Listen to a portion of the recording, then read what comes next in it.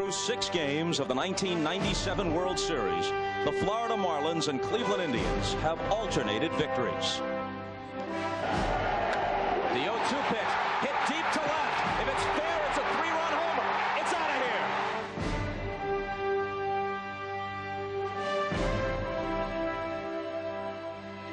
1-0 pitch is tapped out in front of the plate. Alomar pegs to third. They got him.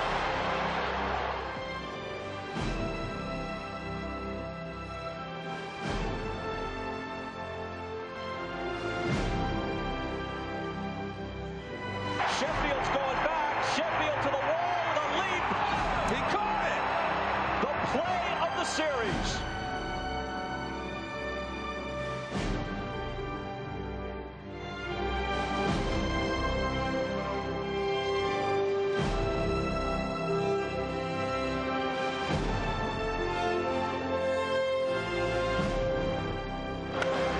Bouncing ball toward the hole. Vizquel stops it. Throws from the outfield grass. What a play!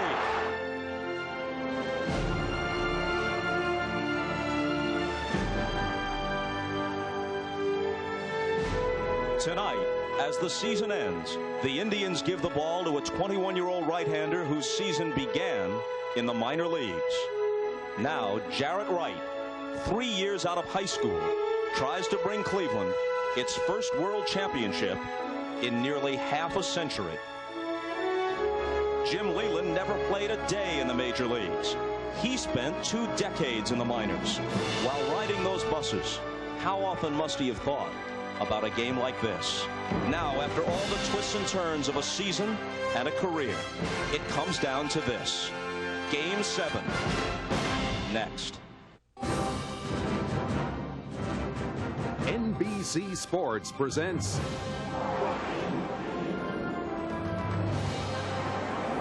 the 1997 World Series. Tonight, it's Game 7. The Cleveland Indians versus the Florida Marlins. Dating back to spring training, the Florida Marlins and the Cleveland Indians have, between them, played more than 400 baseball games this season. And now, it's reduced to 1 game. 1 game in which any single play, any single pitch might decide the 1997 World Champion.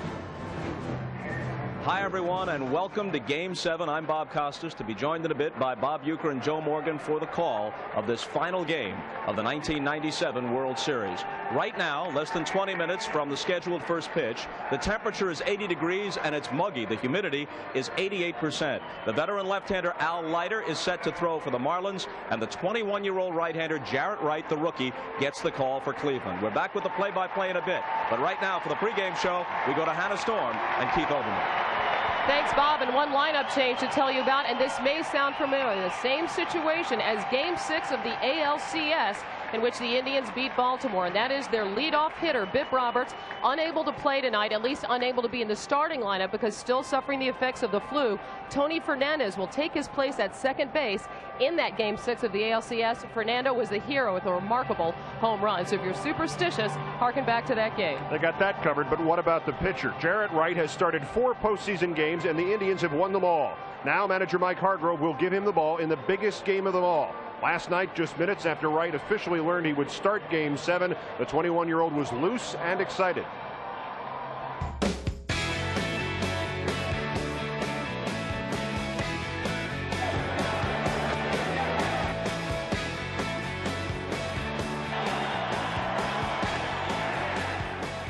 When did you find out you were starting Game 7 of the World Series? About 10 minutes ago. Hanging out in the training room, waiting for the decision to come down, and came in and told me I was starting tomorrow. Fazed by this at all? It's a little surprise because, pitching, Game 4, we didn't think, or at least I didn't think I was going to throw again. That was kind of the outlook. But, sitting down in the bullpen tonight, I think I'm ready. Any kind of hint provided when both Charles Nagy and Brian Anderson were warming up? That was my indication. First telltale sign. Yeah, I was sitting down there, and Charlie could have gone, tomorrow. He warmed up once, and then I see him, got up again, same as, Brian Anderson. So kind of had a feel for it, and just waiting to hear it. Manager says that your selection is not merely a question of the fact that you're a good pitcher or that he has confidence in you, but he makes the distinction between cocky and confidence, and he says it's the ignorance of fear, the ignorance of youth, and growing up in a major league family. Is that how you would describe your attitude? You've seen this from infancy? Yeah, I mean, baseball's, having my dad play, baseball's been a part, growing up, and yeah, I mean, I've been around the game a lot, and this is what you dream about. This is Game 7 of the World Series, and I might be the young buck, and hopefully we can do it one more time. Wright himself, the son of a major leaguer, will face the brother of a major leaguer in Florida's Al Leiter.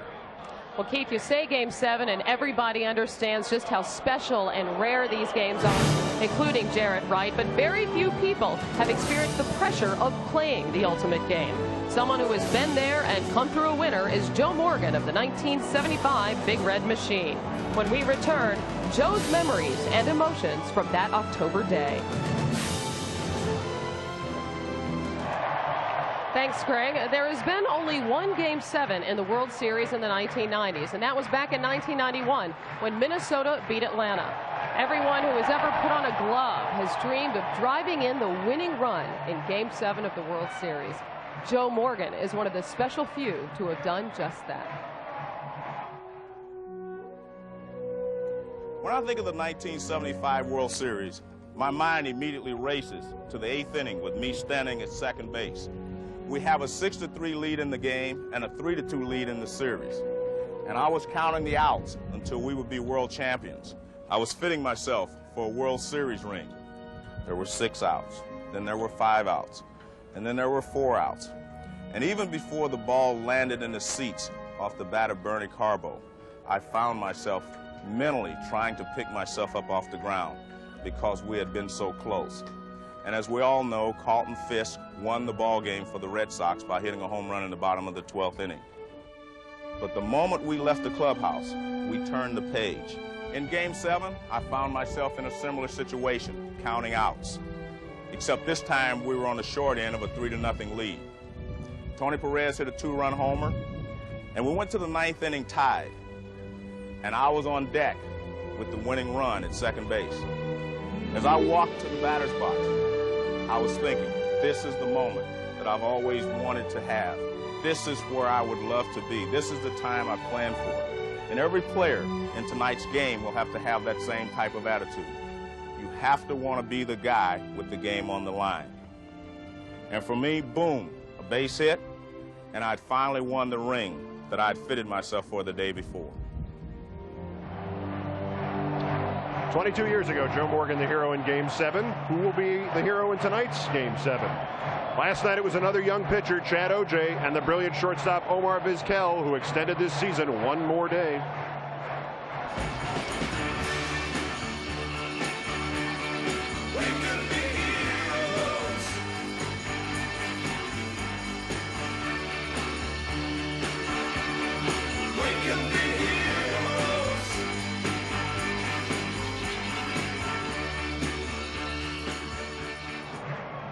Back in Miami, where there will be one extra fan in attendance tonight, Marlins rookie Livan Hernandez's mother, Miriam Carreras, was granted a visa by the Cuban government, allowing her to come to the United States and attend Game 7. About 2 hours ago, she arrived at Miami International Airport, and less than 30 minutes ago, she came here to the stadium with a hero's welcome. She will take her place in this crowd of some 67,000 tonight. Although Jim Leland told us her son will not pitch tonight, they will be able to share the emotions of this day. And one of them will be, we will greet Mrs. Carreras with our national anthem. Ladies and gentlemen, please direct your attention to the third base area, where tonight's colors will be presented by the Florida Army National Guard.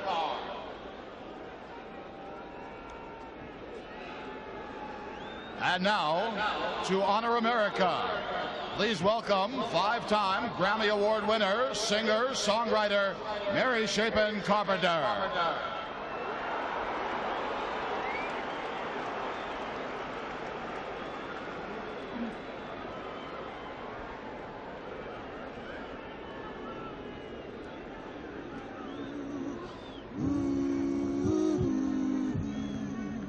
Oh, say can you see by the dawn's early light what so proudly we hailed at the twilight's last gleaming, whose broad stripes and bright stars through the perilous fight o'er the ramparts we watched were so gallantly streaming, and the rockets' red glare, the bombs bursting in air, gave proof through the night that our flag was still there.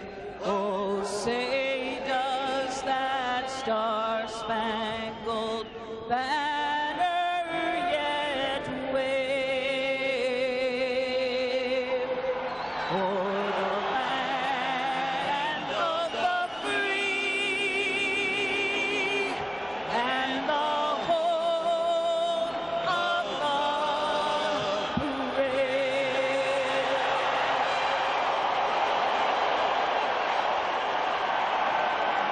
They are the two most famous words in sports. Game 7 coming up next.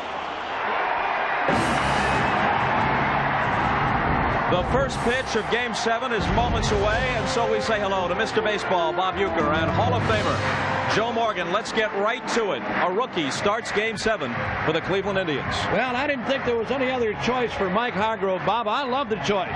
Jarrett Wright, power-throwing right-hander. He's got an outstanding fastball, pretty good curve and changeup. You don't get any tricks from this guy. He comes right at you. Jim Leland says he has a tendency to be wild. We have to keep him in the strike zone. He won Game 4 in the World Series. He worked 6 innings, allowed 5 hits, 3 earned runs, walked 5, struck out 5. They say this kid's going to be a star. Tonight's the chance to prove it. They select him, and in so doing, bypass Charles Nagy, but Nagy is available out of the bullpen. In fact, everybody is available for Cleveland tonight except Chad Ojai, last night's winner. What about Al Leiter, 32-year-old veteran left-hander who goes for the Marlins, 11-9 for the year, but roughed up in the postseason? Well, he has pitched very poorly in the postseason, but it was encouraging the way he threw the ball against Cleveland on Tuesday. He had an excellent fastball, and he also had a great curveball. He did not throw his breaking ball enough. That was his problem. He let them lock in on the fastball because he tried to overthrow when he got behind. And when he got in trouble, he threw the high fastball to Tolman. He hit the ball out of the ballpark. These Cleveland Indians hitters can lock in on fastballs as good as any team in baseball. So if you do not mix your pitches well, do not throw the curveball, you're going to have a problem. 1+ for the Marlins. Even though he was 11-9, he was 6-2 here at home. In talking to Jim Leland before the game, he said just about everybody is available, as you might expect for Game 7, except Kevin Brown, last night's starter and loser. He won't use him even for a single batter, and he won't go to Livan Hernandez in relief on 2 days rest because Hernandez threw 142 pitches on Thursday night in the win in Game 5. Other than that, everyone is available. Available as always, Jim Gray. Let's go to him. All right, thank you very much, Bob. Well, just a few moments ago in the Marlins locker room, Jim Leland addressed his team. Then he left the locker room. At that point, Gary Sheffield got up, and it was a very emotional moment. He said, hey, guys, listen up. There's a guy who's been trying to win this thing for 33 years. He's been under the worst conditions. He's traveled through buses. He's gone through every city. He's a guy who's very, very dedicated to all of us. So right now, guys, I'd like to dedicate this game to our manager, Jim Leland. I know you don't want to let him down, and I don't want to let him down. It was truly an emotional scene. Sheffield said he's not used to talking to the team, but all of the guys really got fired up. And in this day and age of high-priced millionaires, it was truly refreshing to see this type of a dedication. Bob? Jim, thanks a lot. It might not have been Newt Rockne, but it'll do for Game 7. of the World Series. The Indians lineup does not include Bip Roberts. He's available, but he's had to be removed from games a couple of times in this World Series because he's suffering from a stomach virus. And so Fernandez starts the game at second base, and Vizquel moves up to the leadoff spot. Alomar, as you see, continues on a rampage. And now to Al Leiter.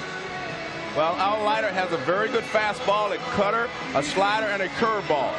Everything is hard, so he better throw some breaking balls to keep these Indian hitters honest. Again, if they're able to lock in on his fastball, he could be in for a tough time.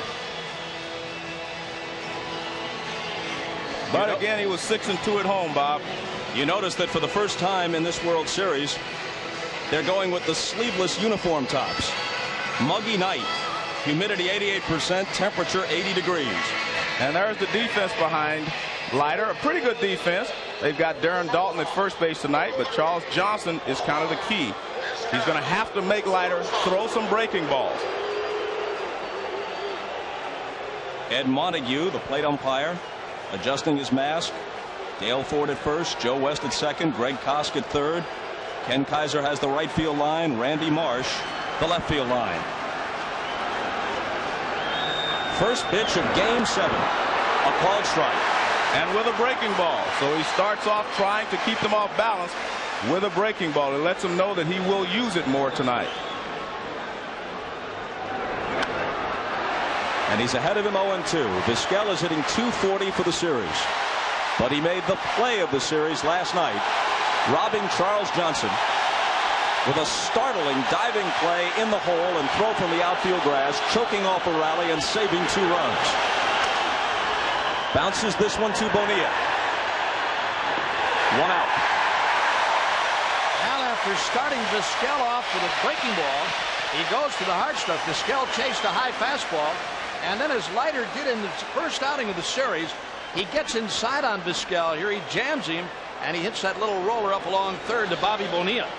In that outing against the Indians, his first outing, he made some very good pitches on Cleveland hitters. They got jammed and hit those little flares in the right field that eventually led to his downfall. But he can get tight on you very, very easily.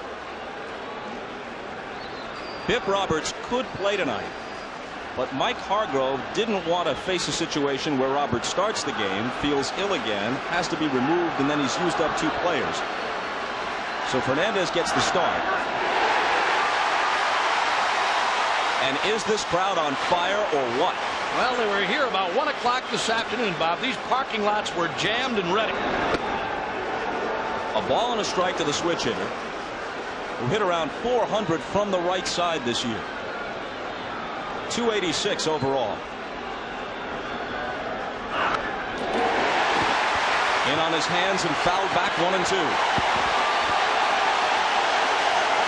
There they are again. Leiter with 2 strikes on another Indians hitter, and this place jam-packed, standing.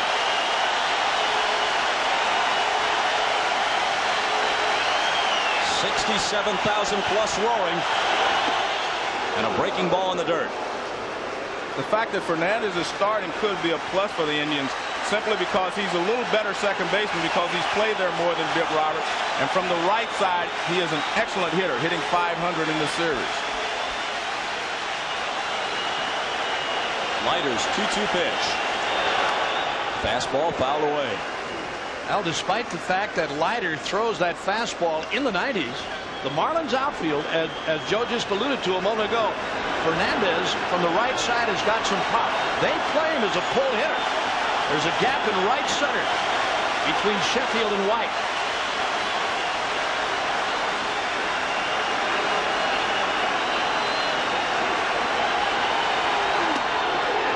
Inside, full count.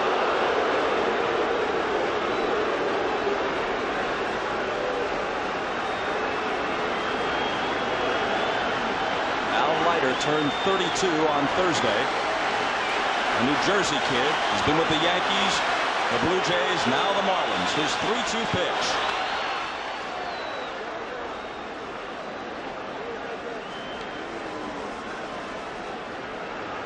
One thing they always worry about with Leiter is that he's hyper, and in the first couple of innings he has a tendency to overthrow. And this ball is whacked into center field. Devon White has a beat on it.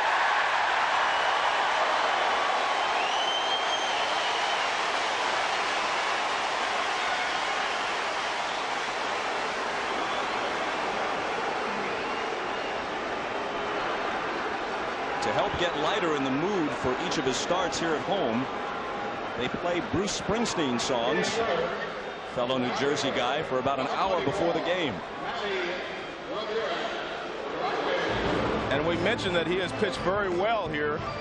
6-2, 2.28, but in the postseason this year he's 0-1.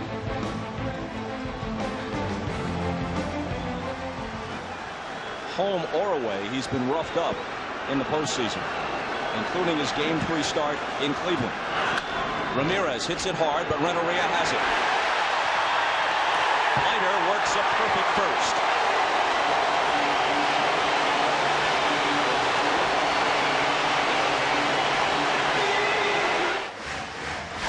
Jim Leland makes some changes for Game 7. Jeff Conine is out, and not only does Dalton play first base, but he hits cleanup, and the slumping Bobby Bonilla is dropped to sixth. Alou is in between them, specifically in anticipation of multiple pitching changes in Game 7 with just about everybody in the bullpen. He wants to have that left-right switch hitter possibility to foil any moves that Hargrove might make with his bullpen. Well, Jared Wright, power pitcher all the way. He's got an excellent fastball, curve, and a change. He has a tendency to be high in the strike zone from time to time. White bounces the first pitch up the middle. Vizquel doing what he does best. Well, I'm telling you.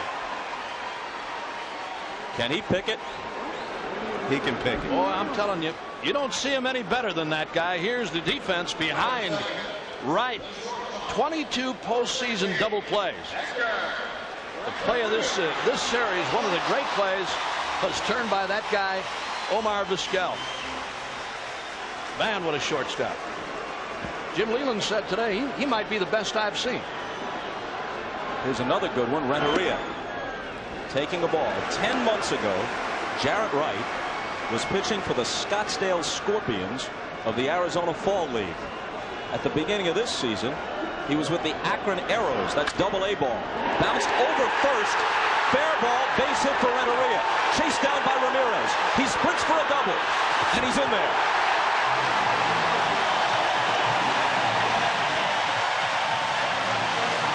Bob, one thing that works well for both hitters on these teams is that both of these pitchers will come after you. You have to only react to what they're doing. You do not have to think too much. And that's what they're doing here, just going after the fastball from Jarrett Wright.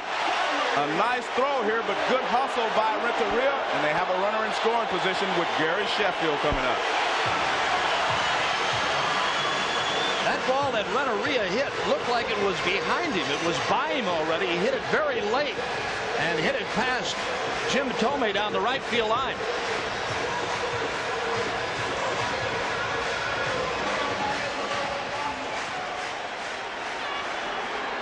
Now they can pitch around Sheffield if they'd like, but Dalton hitting .467 and crushing almost everything he swings at the past 3 or 4 games will be next.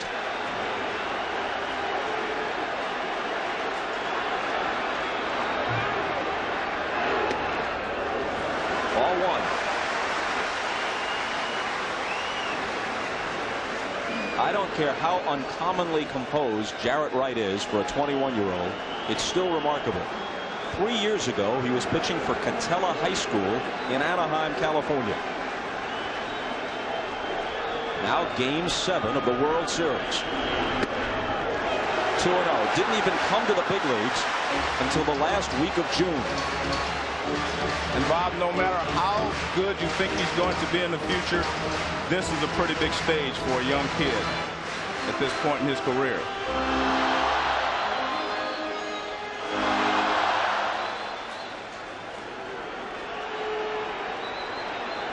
A dangerous pitch for him to Sheffield on 2-0.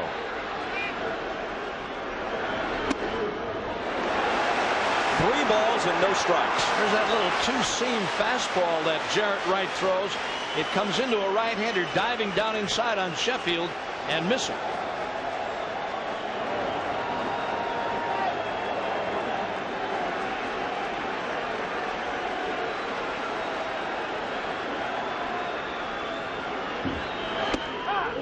And Sheffield takes strike one.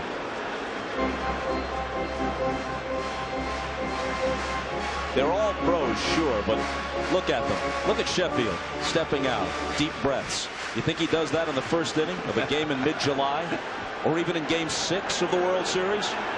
This is Game 7. There's nothing like it. Ball 4.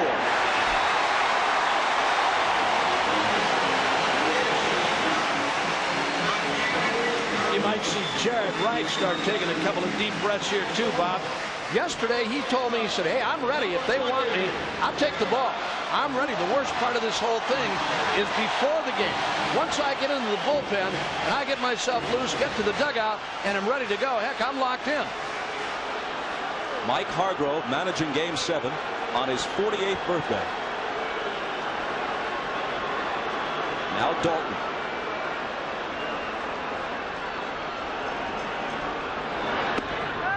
Takes a strike. And one thing about Dalton, and the reason he's hitting behind Sheffield, is he is very patient. He will show you that he's not going to go out of the strike zone. He makes you give him a pitch to hit every at bat. Here's the 0-1. Fastball wrapped to second. Fernandez gets one. Vizquel cannot make a play to first because Sheffield went in hard. Yeah, but they're calling interference. Look at that. They call interference and rule it a double play. We'll look at it and have Joe Morgan explain it when we come back. We played a scoreless first. In Game 7, you have to try to break up every double play you can.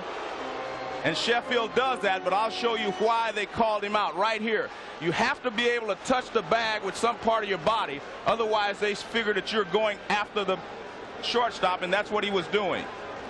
And Joe West called it right away. He saw that Sheffield could not touch the bag with any part of his body in his slide. So we go to the second, and Justice takes a ball from Leiter. David is the only guy in either lineup who has played in a Game 7 in the World Series. A ball and a strike to him. That was in 1991. The extra inning classic, which Justice's Braves lost to the Twins. He was 1 for 3 with a walk that night against Jack Morris. Leiter ahead of him, 1-2. And Leiter, as he did his first time out in the World Series, staying pretty much with fastballs. And again, this sellout crowd getting to their feet. He's only thrown a couple of curveballs in this game. Justice lays off. It's 2-2. That was a new pitch for him right there, Bob. That was kind of a changeup. He took a little off of his fastball. Broken bat down to Dalton. The bat goes one way, Dalton goes the other with the ball, and Justice is retired.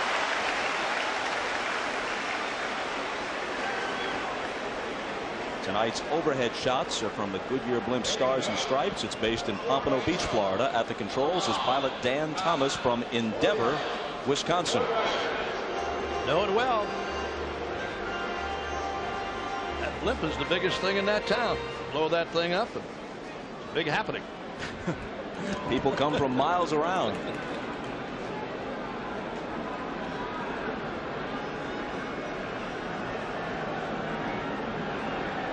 Williams swinging a hot bat the past few games, hiking his World Series average over 400. Ball 1 from Leiter. No matter how you look at Leiter's postseason statistics, they are not pretty. This is his 5th appearance and 4th start. He has only one decision. It was a loss. His ERA is 6.35. He's allowed 12 runs and 26 hits plus 11 walks in 17 innings prior to this game. And opponents are hitting .377 against him in the postseason. So if he plans to turn it around, this would be the time. And I think he has to turn it around with his breaking ball. He has to show these Indian hitters something other than just hard stuff, because they are such good hitters when they can lock in on one pitch.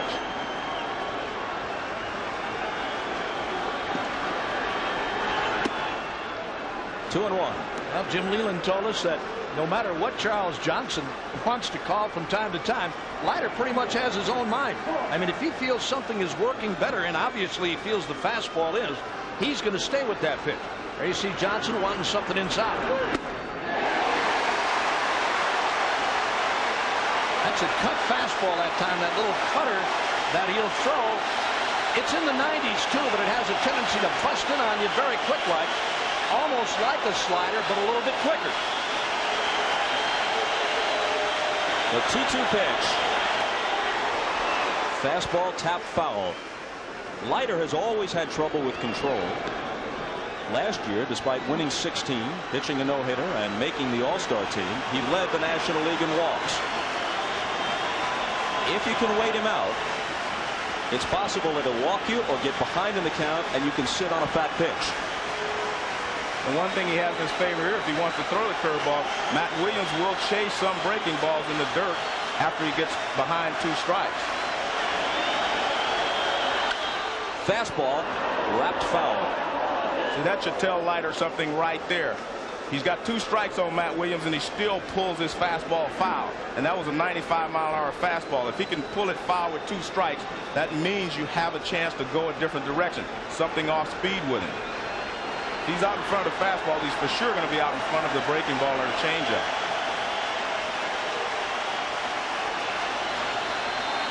Another 2-2 pitch. In the dirt, full count. Well, at least he tried. That's what you want to do. It's about the 3rd one he's thrown, Joe, and it's a good biter. I mean, this ball really drops down in the dirt, and Williams able to check his swing.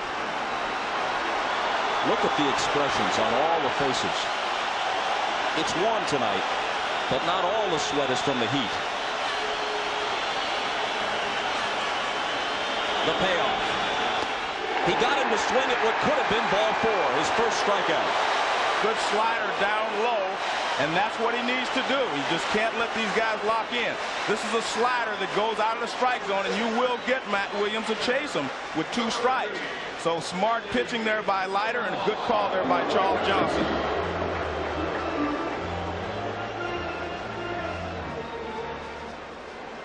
Leiter, who didn't have a single 1-2-3 inning in his Game 3 start, has retired the first 5 he's faced in Game 7. Alomar cuts and misses.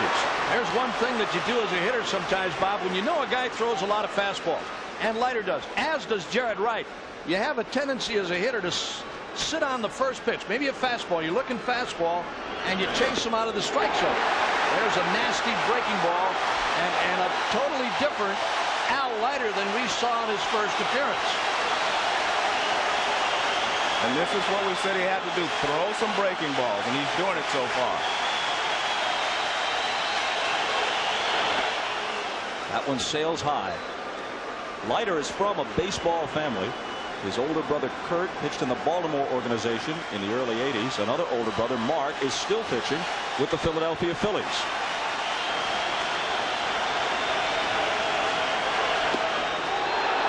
Fastball just outside, 2-2.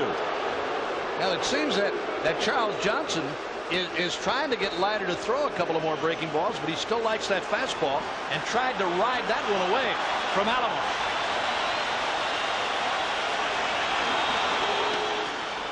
Full count.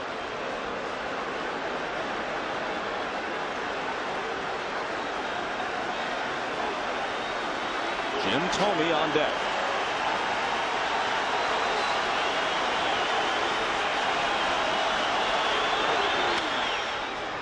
Foul ball down the left field line. Changeup. Yep.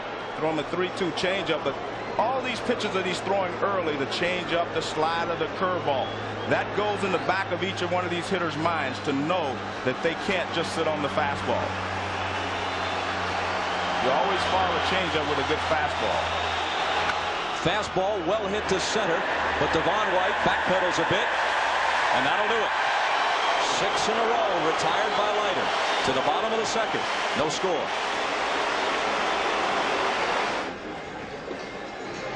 There is Livan Hernandez, and he had a very emotional meeting just a short time ago, about 30 minutes before the game.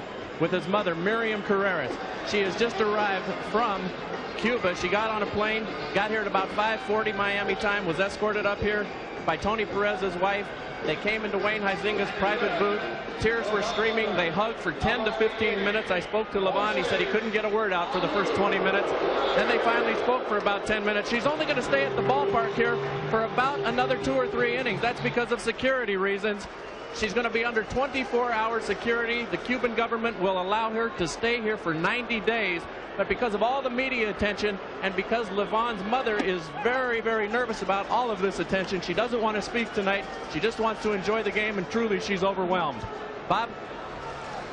Jim, thanks a lot for staying on top of that story. And what a story it is. Strike one to Alou, and now he fouls one to the seats. 0-2. They're going to try to throw a lot of breaking balls to Moises Alou because he's one of the best fastball hitters on this team. But Jared Wright's breaking ball is also pretty hard. It's not a slow breaking curveball, the ones that give Alou a lot of trouble. In the air down the right field line, Ramirez racing over into foul ground, and it lands in the bullpen. A hustling effort, though, by Manny. Now, Jared Wright has that excellent fastball. He's like Leiter in velocity in the 90s. But the thing that he has that he does a little bit better than Leiter, he's got a changeup, and he'll throw it when he's behind in the count from time to time. Or when you talk about guys like Alou locking in, maybe on a fastball, he'll throw that changeup down low and away. Jarrett Wright, 8-3 for the regular season after being called up from the minors. 3-0 in the postseason. A ball high to Alou. That includes his Game 4 victory in the World Series. The last rookie to start Game 7 of the World Series was the Cardinals' Joe McGrain in 1987. He pitched pretty well. The Cardinals ultimately lost the game to Frank Viola and the Twins. 2-2. The last rookie to win Game 7 of the World Series was, as you all know, Charles Babe Adams of the Pittsburgh Pirates in 1909. A high pop-up into shallow center field. Fernandez out to make the catch. Babe Adams won 3 games in that 1909 World Series, including the 7th one at Detroit, and he held Ty Cobb to 0 for 4. 6 others, including Jarrett Wright, have started a Game 7 as rookies since then. None has won since 1909.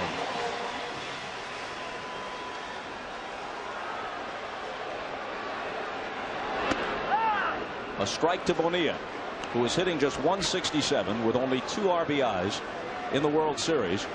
And he's stranded a lot of runners of late in big situations. So Dalton is hitting cleanup, and Bonilla has been dropped from 4th to 6th. Well, Bobby Bonilla has been chasing a lot of bad pitches. In that game yesterday, he went after pitches out of the strike zone in situations where he could really hurt you. There you see what he's done. He's left 18 runners on base, and for the most part, again, chasing bad pitches out of the strike zone, a pitcher's pitch. A bouncing ball toward Fernandez. He has time and gets him. A good example right there. That pitch out away from Bobby Bonilla, and he tried to pull it, hit that weak little ground ball to Fernandez.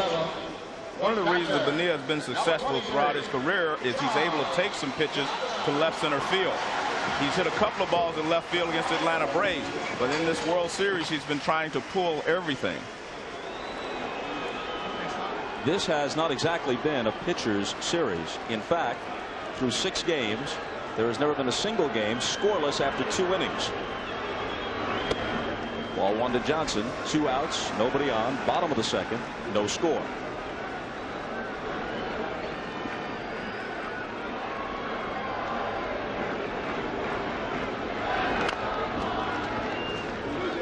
Last night was only a 4-1 game, fairly well pitched, but entering the game, these clubs combined were threatening dubious records for most walks allowed and highest combined ERA in any World Series. A high chopper and foul at the plate. Well, Charles Johnson has been swinging the bat very well the last 3 ball games. He had a couple of hits last night. He was robbed of a base hit by Omar Vizquel that turned the game around. He hit the ball in the hole. Vizquel with the diving stop saved 2 runs and changed the whole game.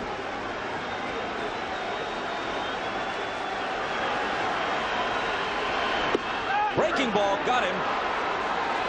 First strikeout for Wright. He and Leiter match zeros through 2.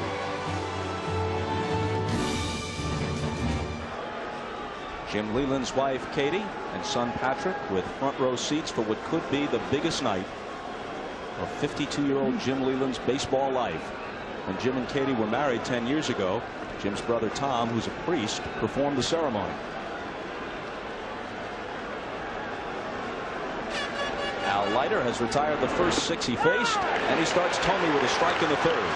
And another slider. Let's say breaking ball, Joe, and that's something Tomei didn't see against Leiter the first time he faced him.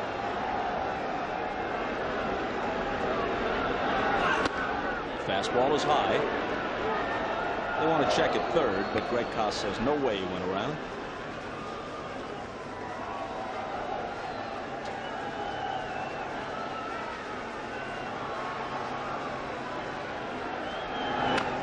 Speed pitch, tapped foul, 1-2. Now, when Tomei hit the home run against Leiter, he hit a high fastball, a letter high fastball, and it hit a line drive out in Jacobs Field. This at bat for Tomei, it's breaking stuff, and now maybe a fastball outside. See if he goes with a fastball or maybe a cutter here. Fastball way high. Joe mentioned on the pregame show that Leiter was 6-2 this year at home. His ERA barely over 2, while on the road he was 5-7 with an ERA upwards of 6. That's been his career-long pattern. No matter where he has pitched, he's been markedly better at home than on the road. Full count to Tomei, and when we asked Jim Leland about it, he had no theory at all. He said, I don't know, maybe his wife's a good cook. Look at that. You expect some difference, but not that great a disparity.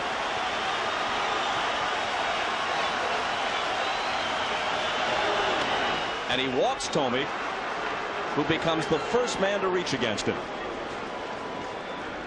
Now tonight, while you're watching the game, you can also go online to MLBWorldSeries.com and send in your question for Barry Larkin, the Cincinnati shortstop, who's online right now, plus a complete recap of every postseason game this year. And after the game, listen in to audio of the postgame press conferences, all at MLBWorldSeries.com. Grissom to the plate. Seems strange to say that he's down to 381 in the series, but that's the case. He skips away from ball 1. The pitcher, Jarrett Wright, is on deck. Well, the test for Leiter will come when he gets some runners on base. Will he continue to mix his pitches, or will he try to throw his way out of trouble by throwing nothing but the fastball and overthrowing it? They do want to pound Grissom inside, though. Not that far inside. 2-0. But they do want to throw him a lot of hard stuff and stay in on him, so you may not see him throw many breaking balls to Grissom, but he's going to have to continue to mix his pitches even when he gets runners on if he's going to be successful tonight. As you see Dalton playing off the bag, and the count goes to 3-0 on Grissom.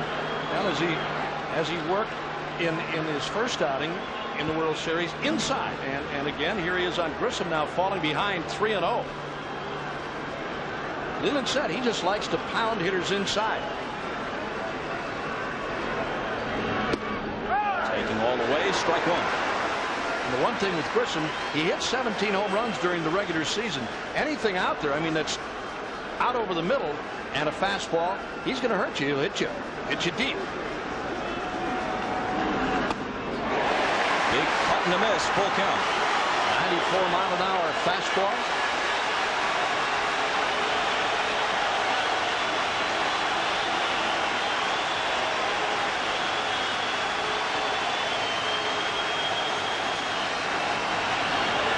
And the 3-2 pitch hit toward the hole for a base hit. Tomei will stop at second. First hit of the night for Cleveland. And Jarrett Wright comes up in a sacrifice situation. Al, just what I was talking about. This fastball is out over the outer part of the plate, and Grissom right on it rips a base hit. into left field. And Johnson out there now talking things over with Leiter along with Darren Dalton. And Joe has been there, and we've all been there many times. I don't care how hard you throw. You've got to have something else to go with it. And if you make mistakes with the fastball, 100-mile-an-hour fastballs, they can hit them. It's the off-speed stuff, the curve, the changeup, that sets everything up. In interleague play this year, Wright sacrificed successfully twice. Apart from that, he was 0 for 3. Not masking his intentions, he bunts foul. Last night, Chad O'Jay had a single and a double, drove in 2 and scored 1. Prior to O'Jay last night, in the previous 140 World Series at-bats by American League pitchers, they had the grand total of 6 hits for an average of 0.43. But O'Jay made like Bob Gibson or somebody with the bat. A throw by Johnson back to second, but Tomey skips in safely. And if you're out Leiter, you got to be heads up. He was charging the plate, and Johnson came up and fired. Heads up or heads off. Watch this. Leiter, now he's charging for the bunt. He comes in. Now he realizes, hey, I better get down. Tell you what, Johnson may throw it harder than Leiter. He pulls back, and it's 2-1. It's always a tough play for a runner when a batter jabs at a ball. When he makes a jab at a ball to bunt it, and you take that extra step toward third base, anticipating that he's going to lay it down, that catcher's got a good shot at you. Tomey at second, Grissom at first, Wright looking to bunt. Hunts it hard and foul, and now the count goes to 2-2. Well, you still have to bunt him here. You have to try to do anything you can to get that runner to third base and try to take a lead in this ball game. So I'm sure Mike Hargrove will have him bunting again, even though some people think he may be able to swing the bat. This is a bunting situation.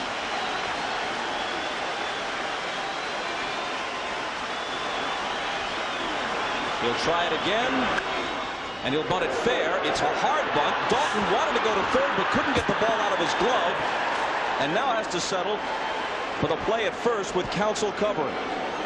Well, he definitely had Jim Tomey at third base. As you mentioned, you don't bunt the ball to the first baseman when you're trying to advance runners from first and second.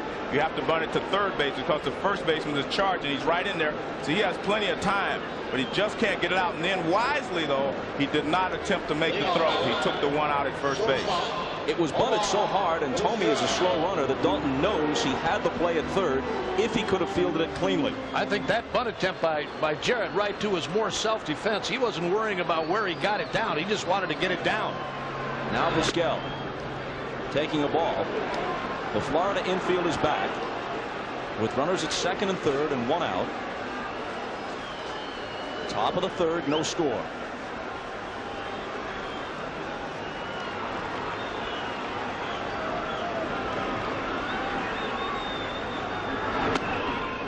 Bluffing a bunt and taking ball 2. Vizquel, despite the fact that he's a little guy and you think of him as a contact hitter, he's a very good bunter, a hit and run man. He does strike out more than you might guess. Up in a situation where a strikeout would be immensely helpful to Leiter.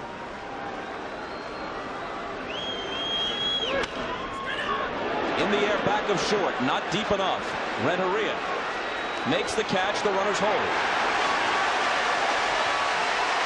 Well, a beautiful pitch that time by Leiter. Vizquel trying to hit the long fly ball. He got under it and hits that little pop-up in the short left field, grabbed by Renteria. Watch this.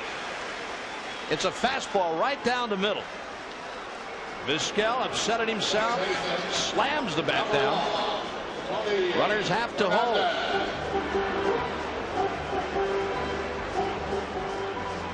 But remember, Tony Fernandez, very good hitter from the right side. Hit a line drive to center field in the first inning, so he's not out of this jam yet. The pop-up works just as well as a strikeout. Now with 2 down, they need a hit from Fernandez. And he fouls it back for strike 1.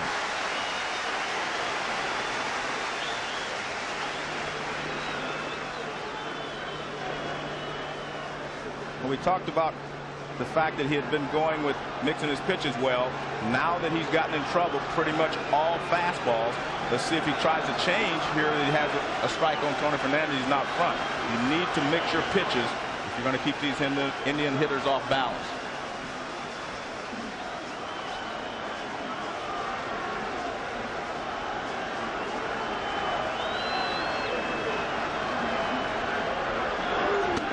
Fastball in on him, a ball and a strike. Fernandez is another one of those guys that'll chase a low inside breaking ball. Curveball down low and inside, or again that cutter that Leiter is featuring tonight.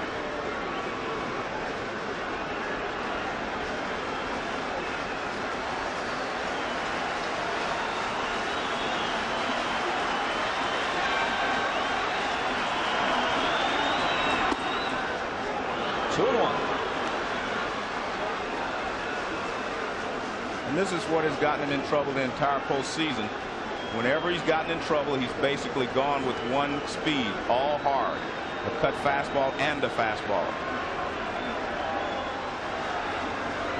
The Indians with their first threat of the night here in the third. And Fernandez with a liner into center for a base hit. Thome scores. Grissom is right behind him.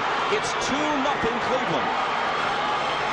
Tony Fernandez, who won the pennant for them with his 11th inning home run at Baltimore in Game 6 of the ALCS, delivers an early hit that could be the decisive hit in the World Series. Could be. But as I said, when he gets in trouble, he goes right to the fastball, all hard stuff, and you just can't do this against good hitters.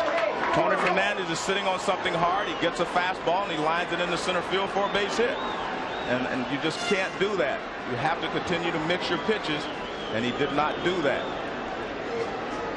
Larry Rothschild talking with Leiter as you look at this pitch one more time. This is a fastball right there about belt high, and Fernandez jumps on it and lines it in the center. Leiter upset it himself, and the location of that pitch. Rothschild, we were told before the game tonight, has had conversations with Leiter as you look at the Marlins bullpen, busy here in the third. But Rothschild said you've got to throw the curveball. You've got to really make these hitters think about the breaking ball instead of that fastball all the time where they're only sitting on one pitch, and especially when you're behind.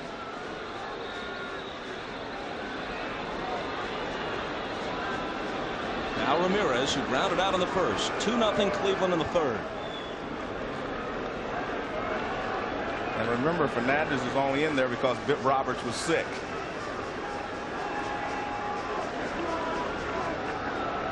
Roberts and all of his teammates are feeling a bit better now. A ball to Ramirez. We saw lots of happy expressions. There's Bip, suffering from a virus which knocked him out of a couple of World Series games, including last night midway through. Of all the expressions in that dugout, perhaps the happiest belonged to Omar Vizquel. Fernandez picked him up. Vizquel couldn't bring a run home when a sacrifice fly might have done it.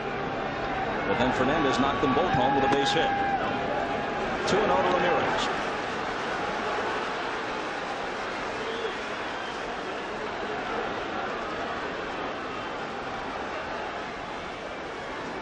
Since he walked Jim Thome to lead off this inning, every pitch has been a fastball or something hard, just a little cut fastball, but all fastballs.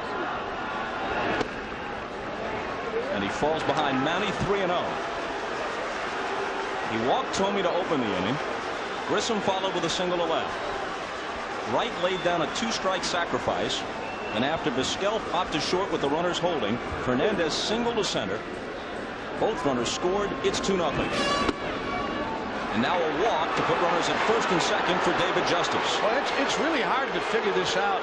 Why Leiter, and I know Johnson is calling curveballs every once in a while, but he keeps shaking him off. And again, I mean, you're your own guy out there, but you still have to go along with what a scouting report says on certain hitters, that you've got to throw a curveball once in a while and get away from that one pitch syndrome.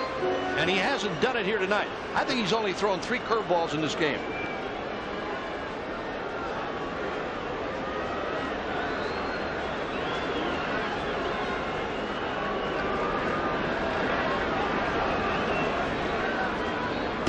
First one to Justice is a strike. David hits left-handers very well. Well, he hit well over 300 against both. 315 and 322. He's just a good hitter.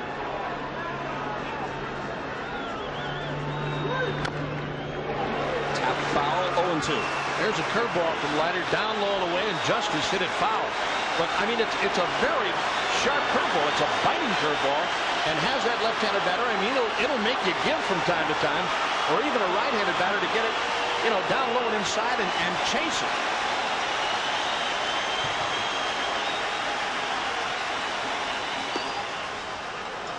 One and two. Leiter trying to minimize the damage in the third. Make no mistake about it, if he can get out of this inning, they're going to score some runs off the right. The Marlins will score some runs, so all we have to do is make sure he keeps it close. Did he go after it? He did. Second strikeout for Leiter. They leave two, but they score two.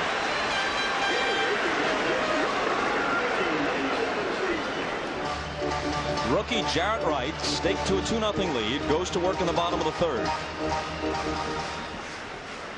Craig Counsell, the number 8 hitter, starts it, followed by Leiter, and then White. Strike one.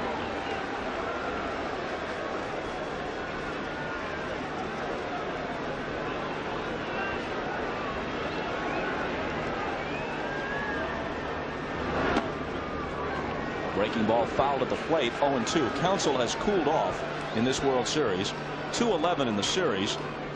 He's still over 300 in the playoffs overall, and he hit 299 during the regular season. But the Indians pitchers have handled him pretty well. They made a couple of mistakes on him in the postseason and early, and breaking stuff inside or even fastballs, and not that real power fastball inside. He was able to turn around on those pitches and hit him into the right field corner. I mean, I was surprised he pulled the ball as much as he did. But as you said, Bob, they've kind of zeroed in on him now. Wright's 0-2 pitch is inside. Mike Hargrove told us before the game, when we asked him about a pitch count or how many innings Wright would be able to go, he said, hey, I don't have a pitch count on him, but I'm hoping to get 4 innings out of him, 4 or 5 innings out of him. And if he does that, I'll be more than happy. Still 1-2. He's pitching on 3 days rest. The last time Hargrove asked him to do that, it was the 5th and final game of the division series against the Yankees. He went a little more than 5 innings. He beat Andy Pettitte. They won the series and moved on to the ALCS against the Orioles, which they also won in 6 games. Counsell lifts one into right center field. Grissom coming over for the catch. Next Sunday, more NFL action, beginning at noon Eastern with the NFL on NBC. Then most of the country will see Drew Bledsoe and the Patriots taking on Brad Johnson and the Vikings. Others will see Warren Moon and the Seahawks traveling to Denver to face John Elway and the Broncos, or perhaps regional action. As always, check your local listings for the game in your area. It all starts at noon Eastern on NBC. Leiter to the plate, taking a ball.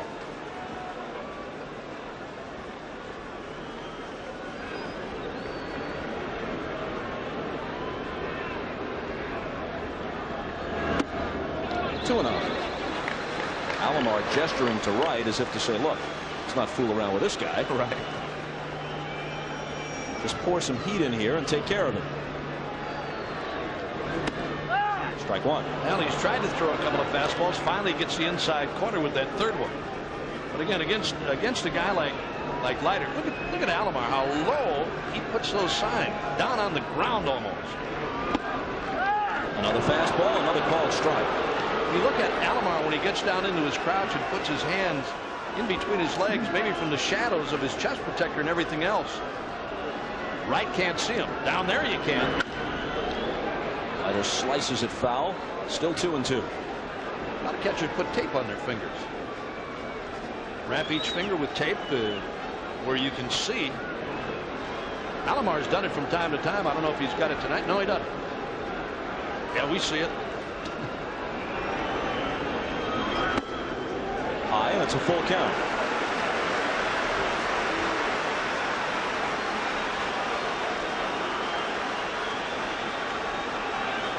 Jarrett Wright has already pitched more innings this year between the minors, the regular season in the majors, and the postseason than in the previous 2 seasons combined. And he walks Leiter with 1 out in the 3rd. That was actually a good job by Leiter to be able to lay off of that pitch. He spoiled the pitch before. So Hargrove's concern with Wright was that he might not have many more pitches left in his arm. And when the World Series began, Hargrove said that for that reason, Wright would get only 1 start in the series in Game 4. But when Nagy was ineffective in Game 3 and Wright did reasonably well in Game 4, Hargrove reconsidered. But he's not looking for anything close to a complete game here. He's got everybody but Chad O'Jay available. So if Wright gives him 5 good innings, he'll be thrilled. Now, when he gets in trouble, Wright normally throws bad upstairs. If he's missing downstairs, that's not bad. But against a guy like White, if you're throwing downstairs and you don't have much on it, you better look out. The 1-0 pitch to Devon White is in there. White grounded out his first time up.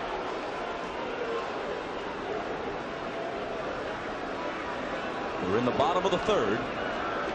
2-0 Indians. Game 7.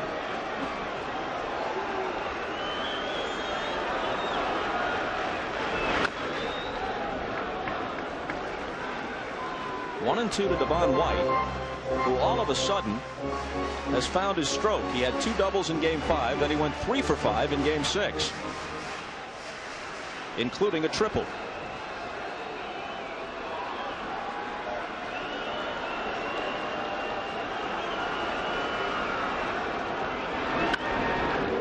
Fouls it off and it holds 1 and 2. A little change of pace that time from Jared Wright.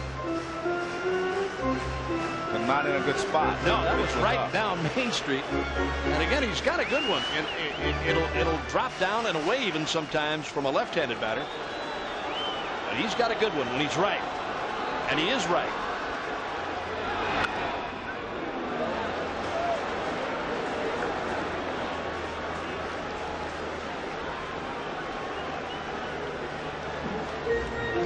One out, 1 on. Renteria on deck. A ball and 2 strikes to Devon White, who hit .245 for the season. In the last 2 games, he's hiked his average in this World Series to .296.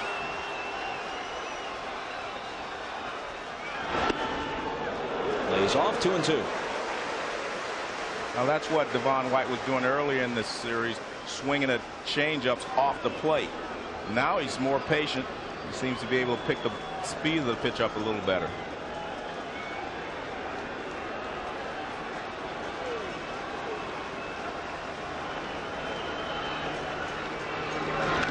Breaking ball, tapped foul. And White hangs in there. That was a nasty slider right there. After throwing a changeup away, I mean, that ball had some bite on it. And hard, too. That's the point. If he throws it that hard, you do not have a lot of time to decide whether it's going to be in the strike zone or not, especially with 2 strikes.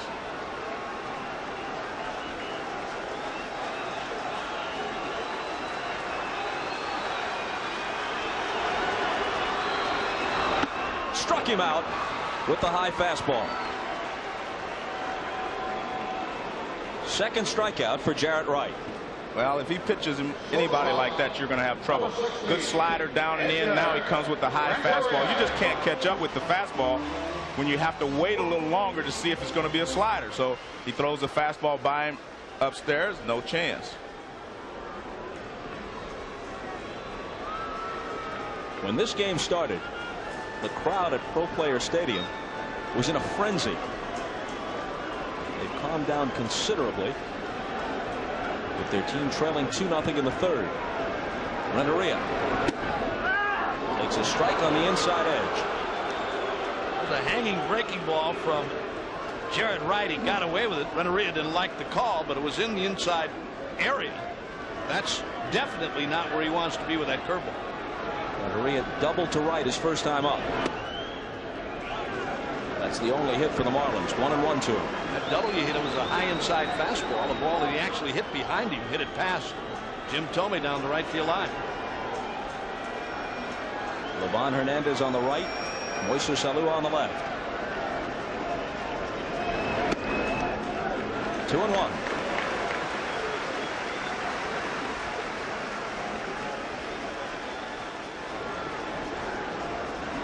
With Leiter the runner at first, Thome, the first baseman, has no interest in holding him on, so he's playing behind him.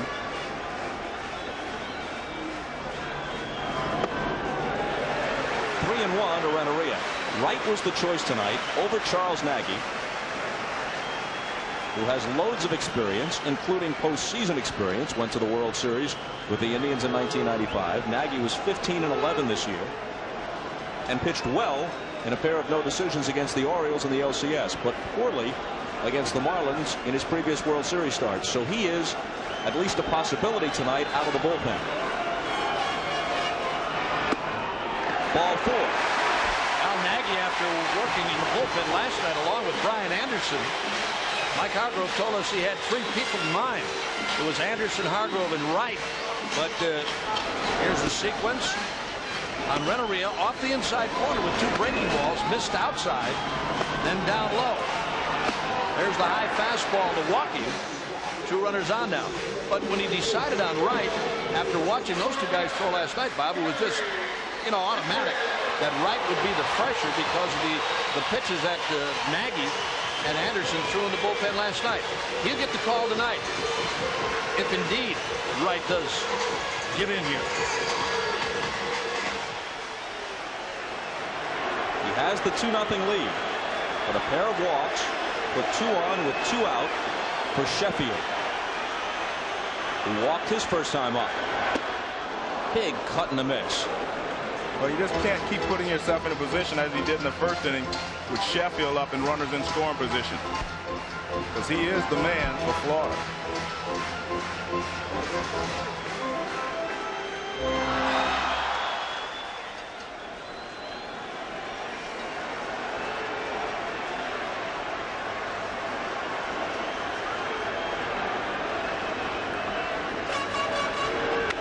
One pitch, hopped up. Florida's most dangerous hitter doesn't come through with 2 men on. We've played 3, and the rookie Wright leads it 2-0.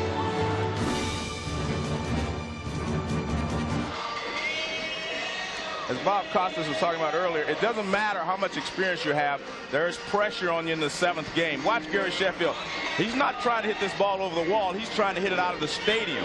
I mean, this is just an overswing. He had a good pitch to hit, and he just jumped at it. Look, he's spinning himself into the ground. You're going to have to relax and swing the bat like you're capable of. You don't have to try to hit it too far. It'll go if you hit it.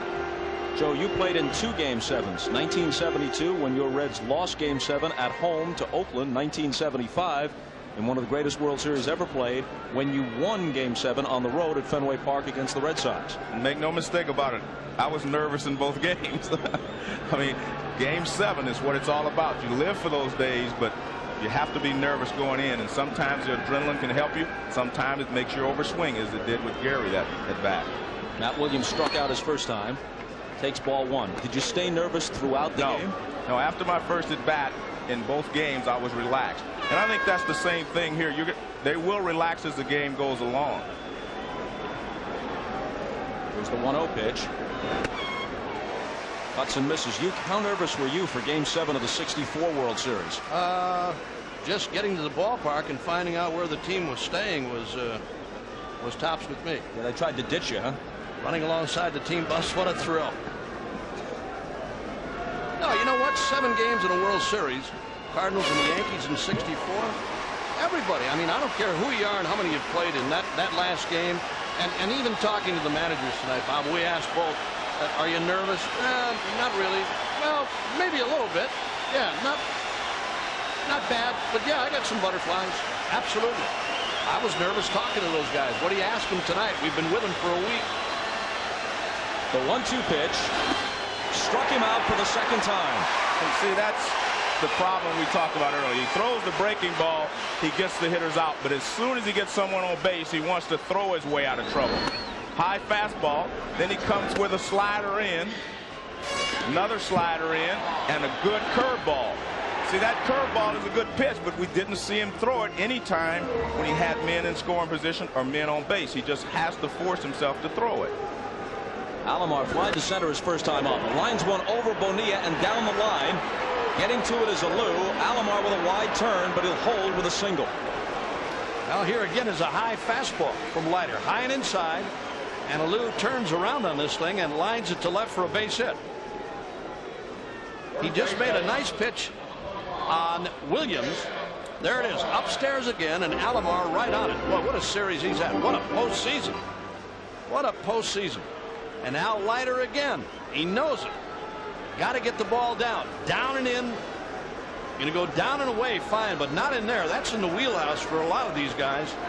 And he got away with one on Alomar. Luckily, just a base hit, just a single.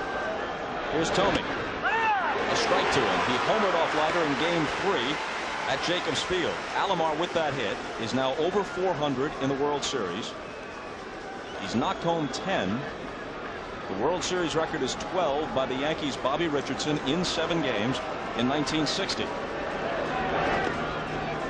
1-1.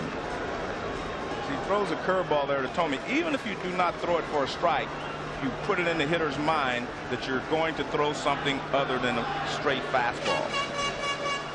I think hitters sooner or later too, though, Joe, if you don't throw strikes with it, I mean, they know that. They know you can't throw a strike with it, and they'll sit on fastball. Misses the outside corner, 2-1.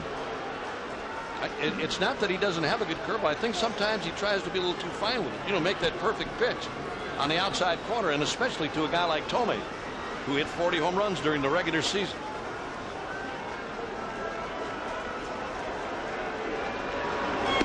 Breaking ball drops in there nicely, 2-2. Leiter has the equipment to beat the Indians, but if he doesn't pitch, if he just throws, he's not going to do it. I mean, he has good enough stuff. He pitched a no-hitter in his career, so you know he has good stuff.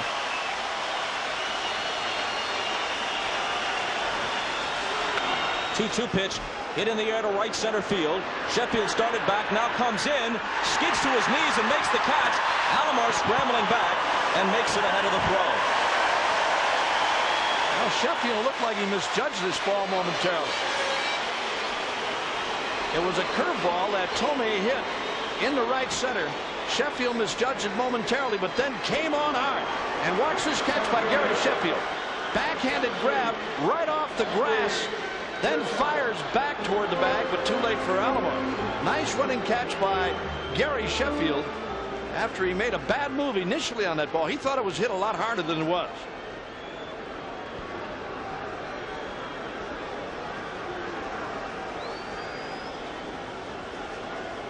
Now with 2 out, it's Grissom, who singled and scored back in the 3rd inning.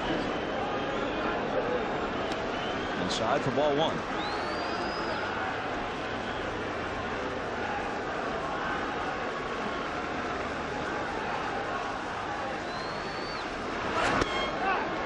That one gets the corner. Ed Montague working the plate for the 2nd time in this World Series. 6-man crew. Montague had the plate in Game 1, and now Game 7.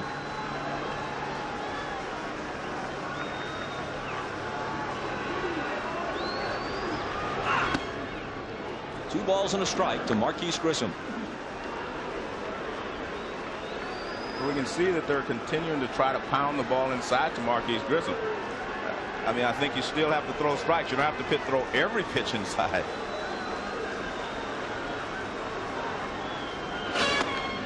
Another one inside. When you look at Marquise Grissom and David Justice and Matt Williams, these are guys that GM John Hart added after the departure of Albert Bell, Kenny Lofton, Carlos Baerga. At the beginning of the year, they thought that Kevin Mitchell would play a role on this team, and Julio Franco. They're gone now, and they've continued to win despite the turnover. A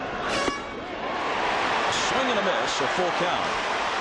Jack McDowell and John Smiley, 2 important pitchers, went down with injuries. They pursued Roger Clemens and Alex Fernandez as free agents, tried to trade for Kurt Schilling. Couldn't get any of them, but they're in Game 7 of the World Series. The payoff pitch is fouled back. Grissom went after ball 4 that time, but he's sitting 3-2, and Leiter with a fastball, and Marquise Grissom looking to hit it hard. He knew he swung at ball 4. He had a good whack at it, good hack at it. Truthfully, you can go out of the zone if you know where the pitch is going to be. You know if they're pounding you inside, you can get up to that fastball sometimes. Another 3-2 pitch with Alomar going, and he becomes the 4th strikeout victim tonight for Leiter, the 2nd in this inning. To the bottom of the 4th, 2-0 Cleveland.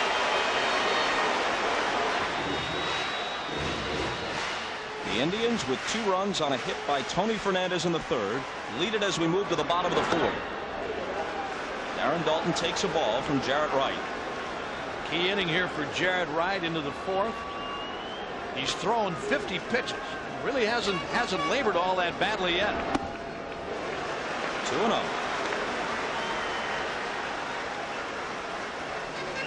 Again, here falling behind on guys like Dalton, Alou, and Bonilla.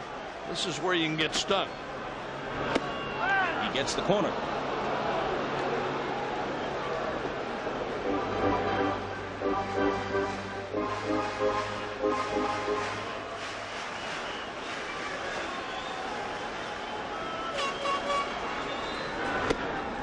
And just missed it that time. 3-1 to Dalton.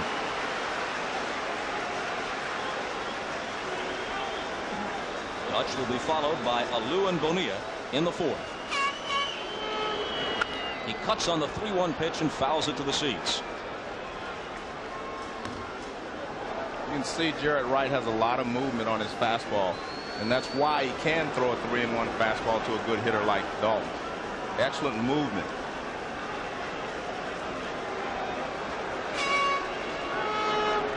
The 3-2 pitch is a fastball popped wide of 3rd, and it's out of play.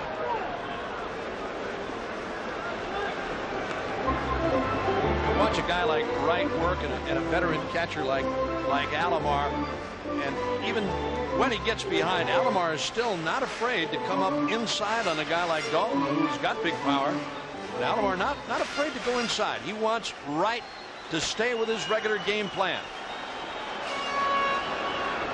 3-2 pitch grounded toward Fernandez. From the outfield grass, he throws Dalton out. Tuesday, a shocking discovery on a Halloween Frazier. There's a baby on the way. I don't believe it. One of these people is about to become a parent. A Frazier you can't miss. NBC Tuesday. Either way, we can only hope the child doesn't have a nose like Cyrano de Bergerac. Moises Alou popped up his first time. I could take the nose. The outfit was bad. Jams him, and this will make the seats.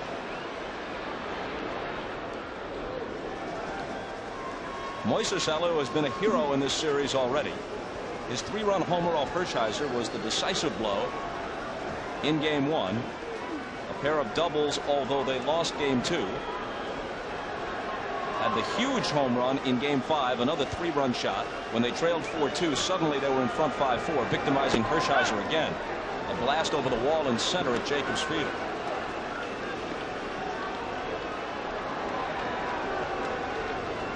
There's Hershiser, who is available tonight.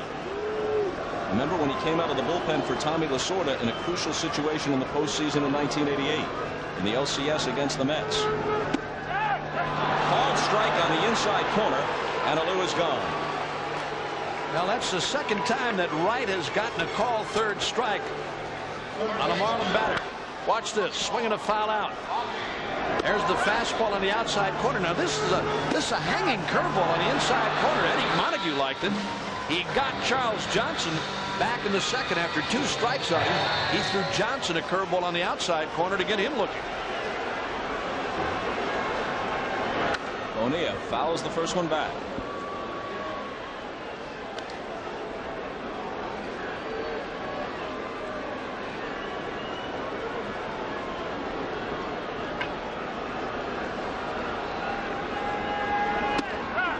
That one's in there, 0-2. Jarrett Wright has walked 3, but he's allowed the Marlins only 1 hit so far. Renteria's double over the first base bag as the 2nd hitter in the game.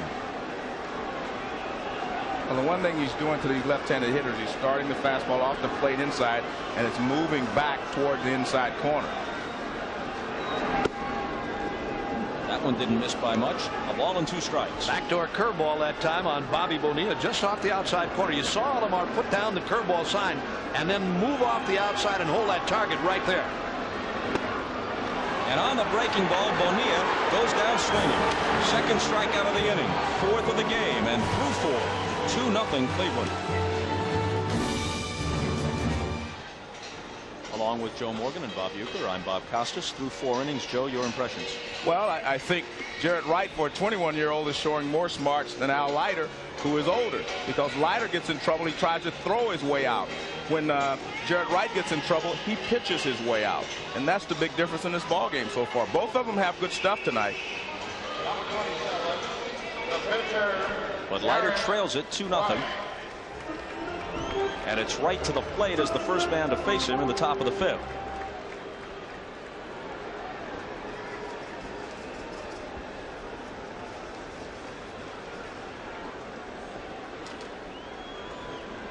The histories of these two teams could not be any more different. The Marlins in the World Series as the wild card team in just their 5th year of existence. Fastest of any franchise in baseball history to make it to the World Series. That guy there is a big part of that, and one of the reasons. The Indians, on the other hand, are part of a Cleveland baseball history that dates to 1869, a charter member of the American League going back to 1901. They've won the World Series only twice, in 1920 and 1948. And Wright strikes out on 3 pitches. That's 5 Ks put in the book by Al Leiter. Al, the whole baseball scene in Cleveland has changed, Bob, so very much with the addition of that new ballpark, Jacobs Field, and difference to Old Municipal Stadium. That really was a tough place to play, and it was a tough place to come to work. I think when you look at players and going to your job every day, in difference to going to Municipal Stadium, coming to Jacobs Field and say, hey, what a place to work. Well, from 1960 through 1993, in a 34-season stretch, Cleveland had only 7 winning seasons, and they were never as close as 10 games out of first place. The closest they ever came in a full season was 11 games out of first. In the last few years, that's changed completely. 1-2 to Vizquel. If the Indians are able to hold on and win this game, I mean, I think they definitely deserve it because they played an almost perfect game in Game 6 to get it back to even, and they're playing another great ball game tonight, and a smart baseball game. The 2-2 pitch. Full count.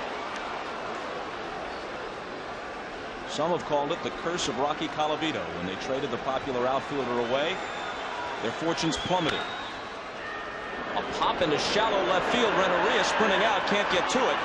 Vizquel around first, but holds there with a bloop single. Well, another pitch upstairs from Leiter. He got Vizquel back in the 3rd in a key situation on a pop-up. There it is, a little high fastball. He jams Vizquel, but he hits this little flare into short left field, just beyond the reach of Renteria, and Vizquel aboard. Vizquel stole 43 during the regular season. He's swiped 3 in this World Series, including 2 last night.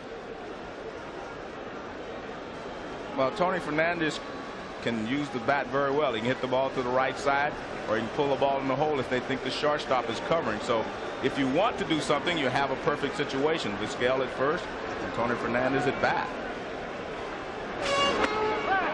And a called strike. You know what? I think Tony Fernandez feels like Vizquel missed the sign. He did. You see how he took that pitch? He was almost going to swing, and he saw that he wasn't running, and now he walks all the way out of the batter's box, and now he looks down at Vizquel. He thinks he missed a hit and run. If he missed a hit and run, he missed the swing. Well, he held up because he wasn't running. It looked like it, Joe. There he goes. Now he's running, and here comes Johnson's throw. It's a bullet, but not in time.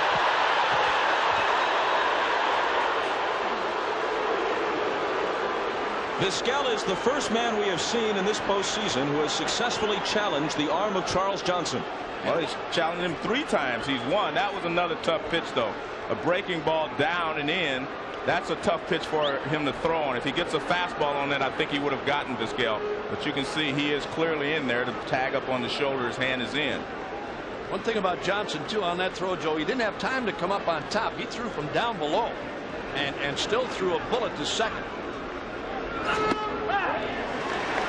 That one's in there, and it's 1-2 to Fernandez. There are those times as a catcher, if you handle a pitch down low and a runner's got to jump on you, you don't have that time to get up on top and really fire.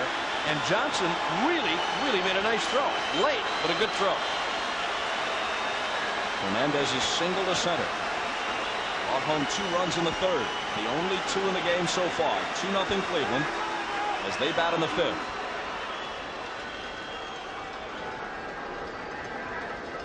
Jay Powell and Felix Heredia, both of whom were in the game last night, getting ready again.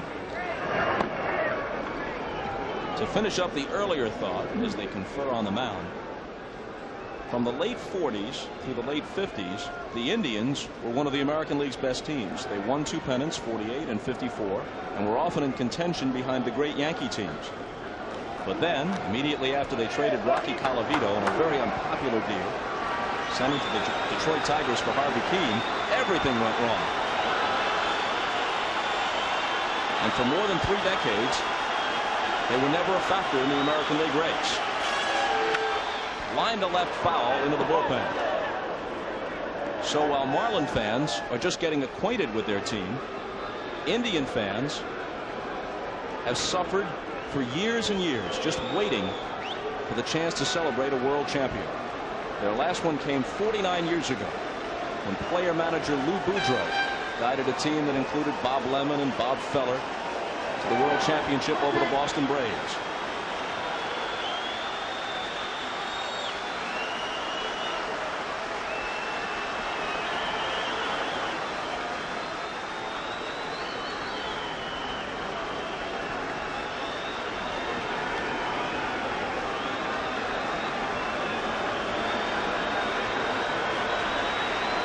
And the 1-2 pitch struck him out. Good hard slider down and in on Tony Fernandez, and that's what that conversation at the mound was about. He came back and threw him a curveball, and then he comes back with a slider down and in. Watch this pitch. It starts where Tony Fernandez thinks he can hit it. Look at that, and all of a sudden it just drops down. Beautiful pitch there from Leiter. As we said before, he should have done that back in the 3rd inning when he got in trouble, but he went with all hard stuff in the 2nd inning. The Marlins only down 2-0 in this game, and Leiter's still in there and far from over. Intentional ride here to Manny Ramirez. The pitch to the left-handed batting David Justice, and again, we've talked about Justice and his ability to stay in there against a left-hander. He doesn't give very much. He's 0 for 2, though he struck him out looking his last time up. Jim Leland, 52 years old. This is his 12th year as a major league manager. His 34th season in professional baseball. A minor league catcher, never much of a hitter, never got close to having a chance in the major leagues. As he put it, I simply was not good enough. That fits the description of a lot of ex-baseball players.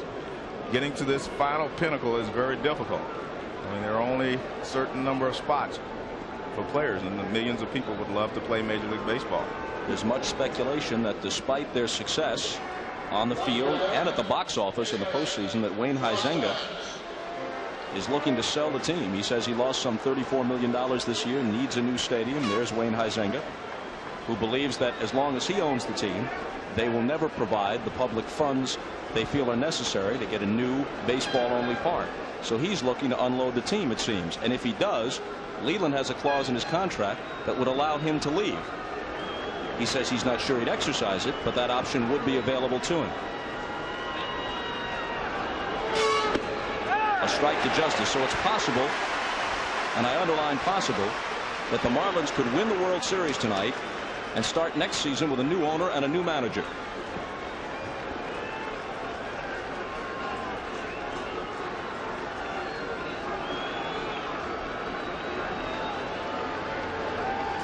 The 0-1 pitch from Leiter to Justice. Misses high and away.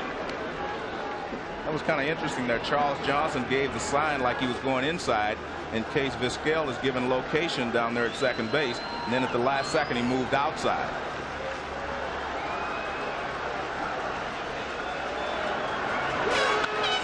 Fouled off, 1-2.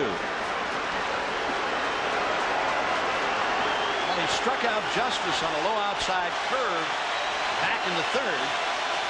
He's in front of him now, a ball and 2 strikes.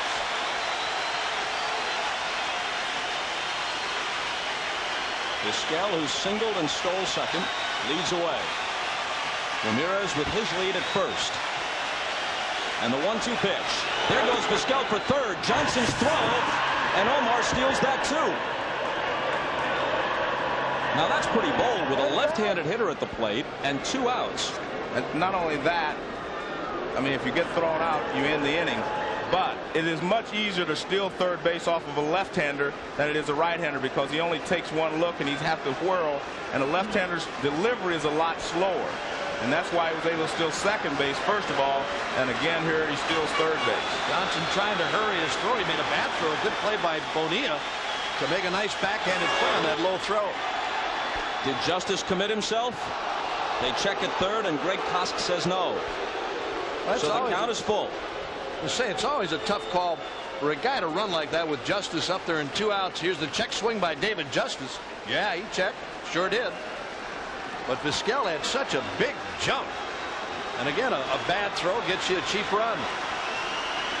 Now with 2 out, Ramirez will be off from first on the 3-2 pitch. There he goes. And a called strike 3. Leiter struck out the side. Still a 2-0 game. Bottom of the order in the bottom of the 5th. Leiter, the 3rd scheduled hitter. We'll see how the inning unfolds. Johnson rips it foul. If you told Jim Leland before this game that Al Leiter would give him 5 innings, allow 2 runs on 4 hits, and strike out 7, I think Leland would have taken it. Yeah. Well, you have to score some runs to win. I mean, you know, Leiter's done his job. He's kept them in the ball game.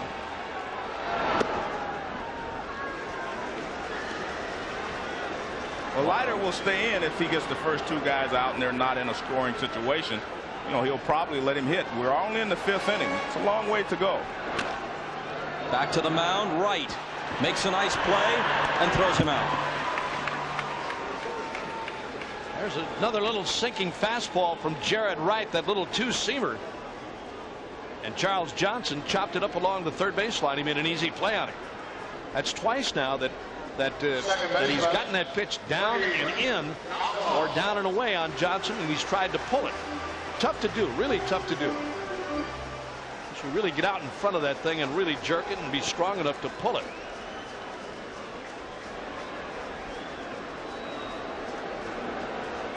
Counsell fly to center in his only at bat thus far. A strike at the knees and on the inside corner.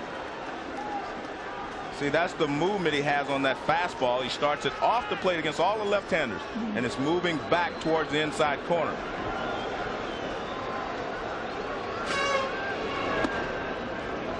Low 1-1. The Indians trying to become the first team to win Game 7 of the World Series on the road since Chuck Tanner's Pittsburgh Pirates did it to Earl Weaver's Orioles in Baltimore in 1979. The home team has won the last 5 Game 7s in the World Series. I guess you have to make that distinction now with 3 rounds of the playoffs.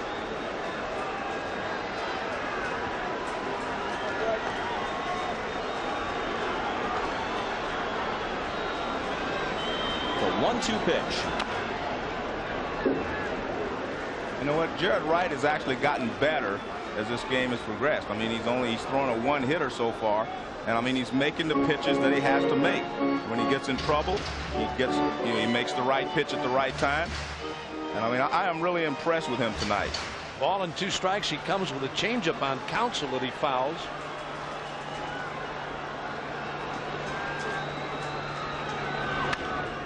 And another foul ball. You know, he looks so composed, and we've seen him pitch so often now through the 3 rounds of the playoffs. You can lose sight of this. Most of the kids that Jarrett Wright was at Catella High School in Anaheim, California with 3 years ago are still trying to figure out what their college major will be. He's standing on the hill in Game 7 of the World Series. He's standing tall. 2-2.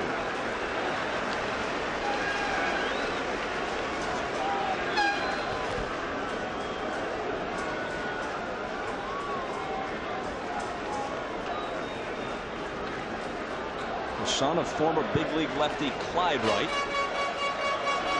delivers his 2-2 pitch to Counsell, who smacks it foul again. Clyde Wright never came close to the World Series.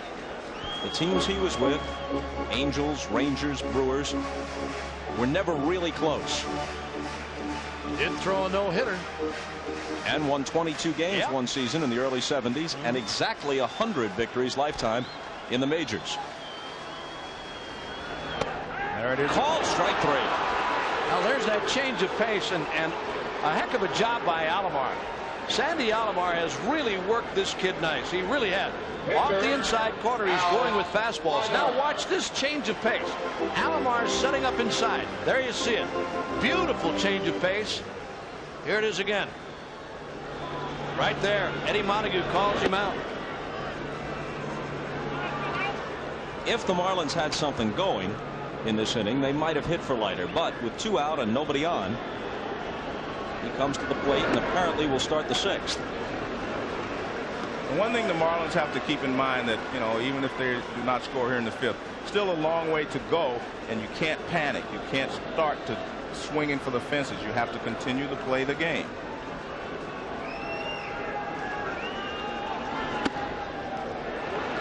Well, he walked Leiter in the 3rd, and now almost inexplicably he's behind him 3-0.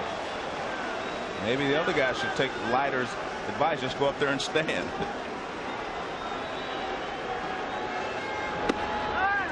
He takes 1, and he might be taking on 3-1 also. He might be taking 3-2. It's been known to happen. Absolutely. We'll never know. He walks for the 2nd time tonight.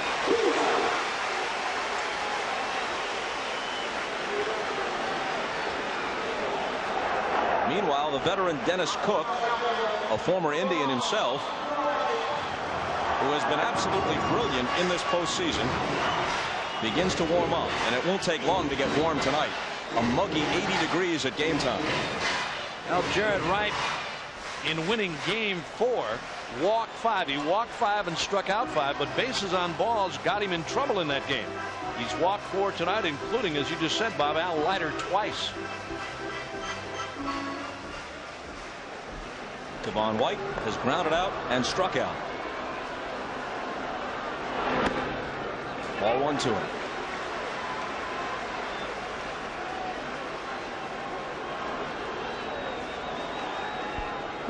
As Bob Uecker mentioned, Jarrett Wright has walked 4, but he's still allowed only 1 hit.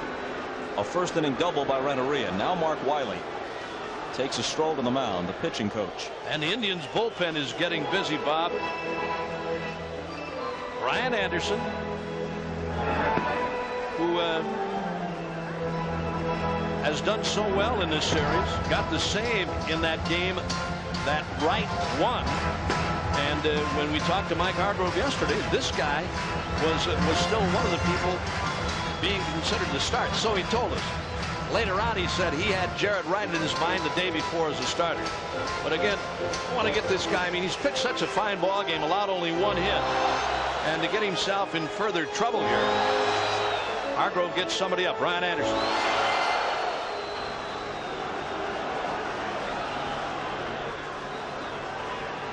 And Montague steps out from behind the plate. Time called briefly. Now the 1-0 pitch to Devon White. In the air to center. Grissom started in. Now goes back. The ball really carrying, but Marquise to the edge of the track to tuck it away. Through 5, it remains 2-0 Cleveland. Dudley Michael Hargrove, 48 years old today.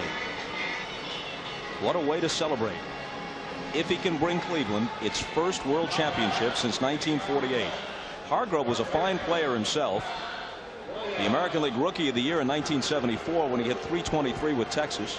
A .290 career hitter who topped 300 6 different times. Remember, they dubbed him the human rain delay. He drew a lot of walks. He had a great eye for the strike zone and took a lot of pitches and was always stepping in and out of the box and going through a series of gyrations. He always wore that batting donut on his thumb, remember? He always had to adjust that thing before he got back in the batter's box. He'd keep one foot in, the other foot out, adjust that batting donut on his thumb, and then get back in and hit. You know, the other thing about Hargrove, everybody talks about his hitting, Bob. He was a pretty good first baseman, too. Very good first baseman. Started with Texas, then wound up with Cleveland, late 70s and through the mid 80s. Like his teammates Andre Thornton and Rick Manning. Rookie of the Year, Super Joe Charbonneau one year. Good players on a mediocre team. Performing in usually empty, often cold and dank municipal stadium in front of tiny crowds for a struggling franchise, and now on the verge of a world championship. Matt Williams leading it off in the top half of the 6th. A ball and a strike to him. Cleveland leads it 2-0 on the 2-run 3rd inning single by Tony Fernandez. 1-2.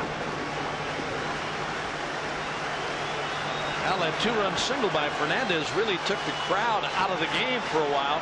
But as you look around different areas of this ballpark, every time Leiter gets to 2 strikes, they're trying to get these people to get back on their feet again and get back into this game.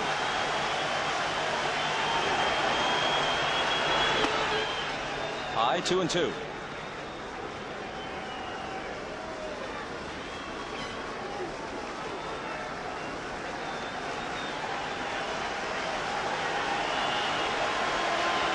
Some sort of bizarre hex being placed on Matt Williams, who fouls it away. Now, Leiter hasn't pitched that badly either. He's given up only 4 hits. But the big base hit, 2 outs back in the 3rd by Fernandez. That's been it.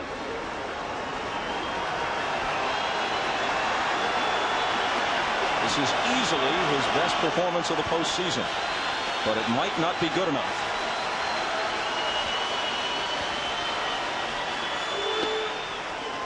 Full count to Matt Williams. Alomar and Thome to follow.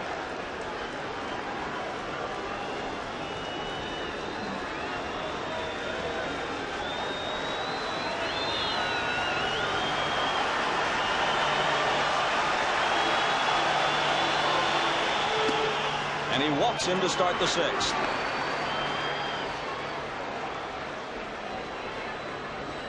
Folks, next Saturday at 1:30 Eastern Time, Notre Dame football continues as the midshipmen of Navy travel to South Bend to try to break a 33-game losing streak against the Irish.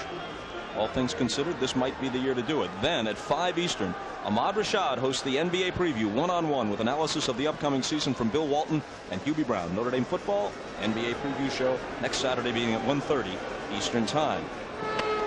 Down and into Alomar. Well, he wanted to get at least 1 more inning out of Leiter, maybe 2, but he cannot afford to fall any farther behind.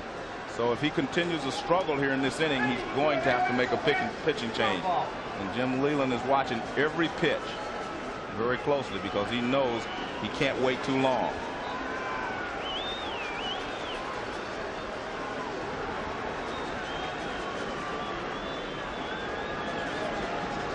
The 1-0 to Sandy is popped up.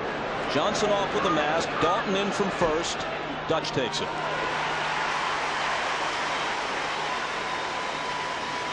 Dalton's quite a story. He only played in a handful of games last year. 9 knee surgeries. At age 35, it appeared his career was over. Certainly he couldn't catch anymore. One of the toughest and most respected players of his generation. A leader on the '93 Philly pennant winners who went to the World Series against Toronto. Just about ready to hang it up.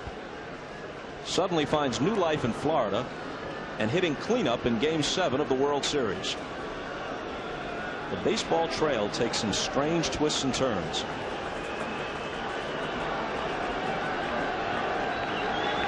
Thome has walked and flied out. Ball struck. Baseball is a different situation than any other professional sport.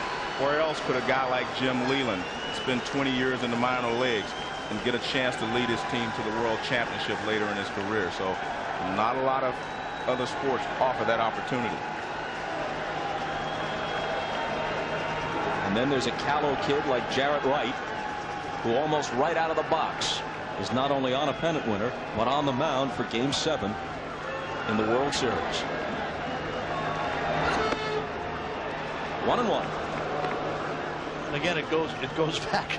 I think a lot of it goes back to this guy's makeup. His dad, if you're talking about a big game on the line, he didn't care. Give me the ball. Talking about Clyde Wright.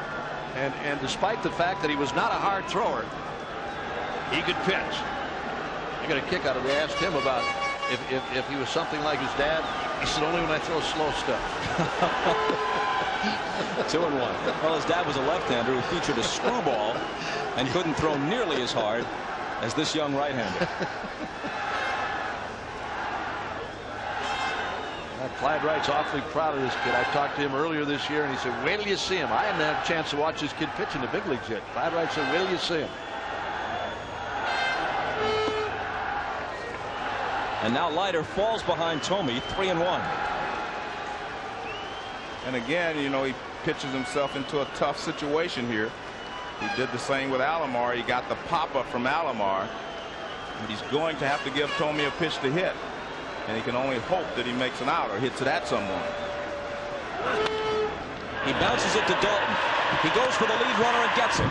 On to first, double play. And with that one pitch, Leiter is out of the sixth.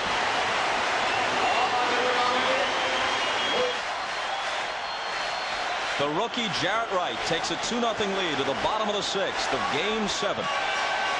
With Bob Uecker and Joe Morgan, Bob Costas back at Pro Player Stadium. Edgar Renteria, who has the only Florida hit off Wright, a first-inning double, leads off in the sixth. Bob, this was kind of the situation in 1975 when I played for the Reds. And we were trailing with 12 outs to go. And this is when Sparky Anderson won the World Championship for us. He called us all together in the dugout, and he said, I want you guys to relax. I want you to use these next 12 outs to the best of our ability. He said, I don't want everyone walking up there trying to get it all back in one swing. He said, somebody get on base, bench, Perez or Morgan will hit a home run. Those were his exact words, and we relaxed and went out and played the game. Renteria whacks one to center, but Grissom is right there. Well, eventually two men got on. Bill Lee hung a changeup to Doggy Perez. He hit it over the green monster and left. That tied the game. And then in the ninth, go ahead. Well, I was fortunate enough to be the guy in that spot with the game on the line, and I was lucky enough to get a base hit. But what he said really took, made us all relax, because most guys were walking up there swinging too hard, as we've talked about Gary Sheffield doing, trying to get it all back at once. But he made us relax, and then we went out and played the game. And, of course, that's why I have a ring. Sheffield popped up with two men aboard his last time up and takes a strike. Prior to that, Gary had walked for the 20th time in this postseason. And Bobby did say Morgan. He did include me in that. I didn't just make that up. Well, it was a little single off Jim Burton in the ninth that proved decisive. As important as any homer he ever hit. And that's the point he was trying to make. You don't have to hit home runs to win the game, even though you're behind with 12 outs to go.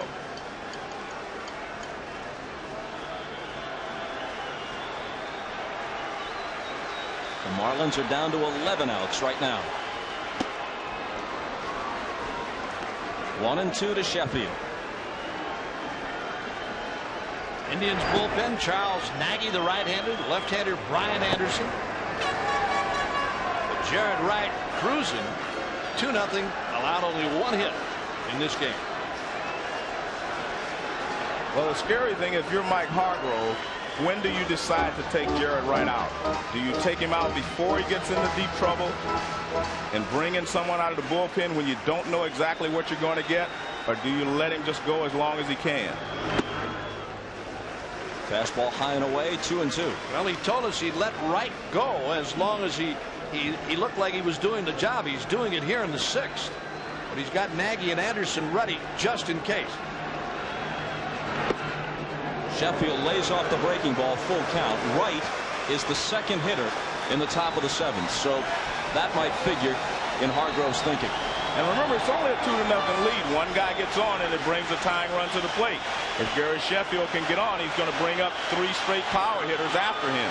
And the other thing with Wright, you don't want him to lose this game for sure. I mean, he's pitched a great game in what really is an emergency start for him on 3 days rest. This guy has done a heck of a job. And he strikes Sheffield out with an inside fastball.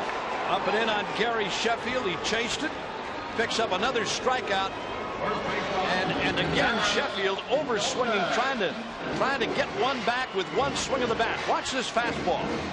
Inside on Sheffield. Look at Sheffield. He can't get his arms extended out. Tried to fight it off. Right through it, right past him. And with all due respect to Gary Sheffield, as Dalton grounds one foul, maybe he could have used Sparky Anderson's words of advice, because he looks like he's trying to do too much tonight. Right. And I think a lot of us were in that ball game, and Sparky relaxed us.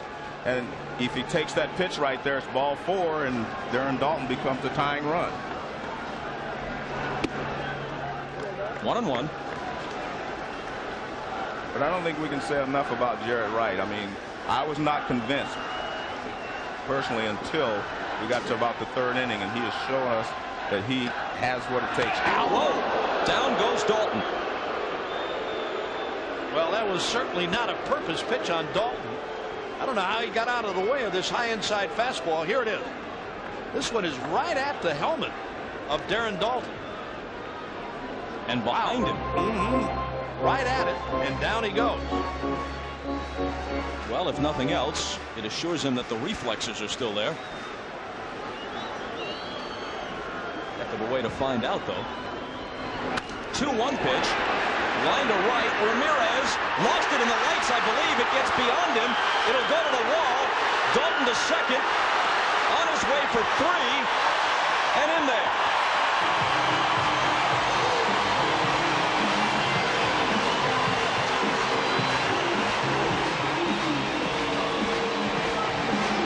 Well, that got this crowd of 68,000 back on their feet. Dalton hits this ball to right. It's a catchable ball by Ramirez, but he obviously loses it in the lights. He lost it as he went down to make the catch. Right there, he doesn't see it anymore.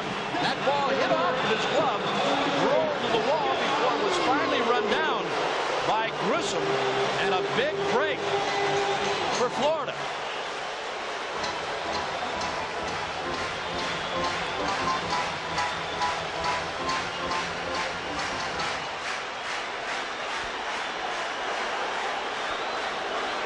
Now Alou, who's 0 for 2. On the first pitch, he hoists a fly ball into shallow center. Grissom says, "I'll take care of it."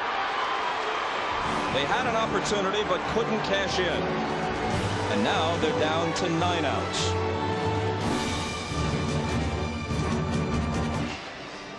The pitcher of record in that wild game 3, when the Marlins erupted for 7 runs in the top of the 9th and held on to win 14-11. Almost uniformly brilliant throughout the playoffs and World Series. If Cook had a business card, it might read, "Have left arm, will travel." San Francisco, Philadelphia, the Dodgers, the Indians twice, the White Sox, the Rangers, now the Marlins. And at age 35, still very effective. Grissom, the first man to face him in the 7th. I always wonder why this guy moved around as much as he does, or as he did. He throws hard, got a good curveball, and I mean, he's more often than not a situation pitcher. He's been brought in to face left-handed hitters from time to time, but he's done a great job in the postseason.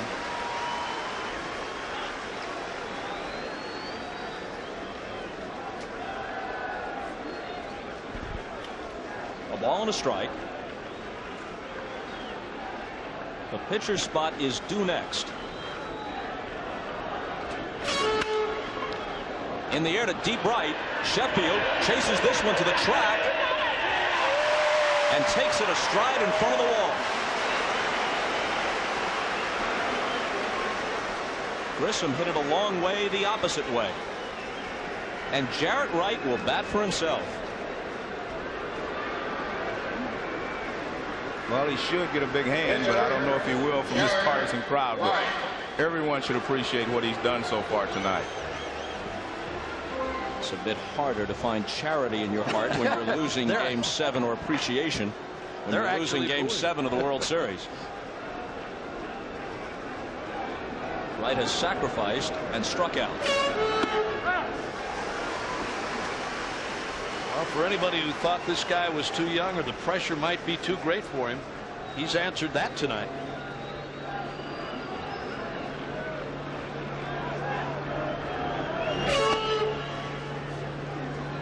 One and one. If I had one thing to say about, the players today, it is that they have no fear.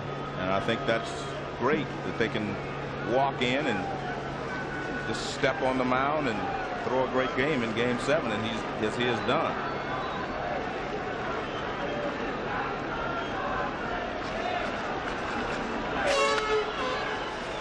A ball and 2 strikes to him. If you're looking way ahead, Jarrett Wright did not pitch 9 innings in any game anywhere this year.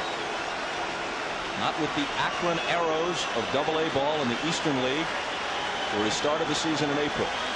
Not with the Buffalo Bisons AAA ball, where he went after Akron. And not in any of his starts for the Indians after he was called up to the big leagues on June 24th.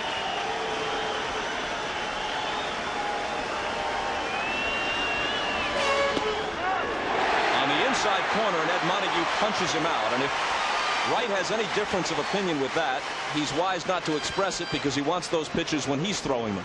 Well, that wasn't a bad pitch. That was a fastball around the inside corner on Jarrett Wright. Eddie Montague liked it. He's gone. That's a strikeout for Cook. But again, Bob, I just can't see Mike Hargrove letting this guy go the distance in this game, or even getting himself into a jam where he might lose the game. I just think this guy has done such a great job. If he does go out for the next inning and does allow a runner, I think you got to have somebody ready and get him out of there. As you saw from that quick glimpse at the line score, he's still working on a one-hitter, because rather amazingly, the ball Dalton hit has been scored a 3-base error rather than a triple. There's a possibility that scoring could be reversed if they reconsider. Well, first of all, Dalton hit the ball hard. It was a sinking line drive, and he lost the ball in the lights. He tried to make a sliding catch. I mean, you're penalizing 2 people there, the guy that hit it and the guy that tried to catch it, and all trying to protect, I guess, the pitcher, because that should have been a base hit.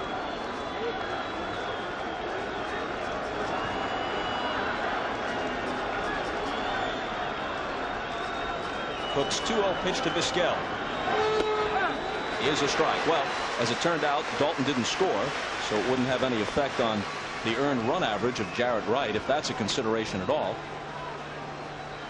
Well, one of the things to remember, this is a football stadium in right field. They do have problems with the lights all the time. 2 balls and 2 strikes with 2 outs and nobody on in the top of the 7th. The 2-run single by Tony Fernandez in the 3rd, still holding up.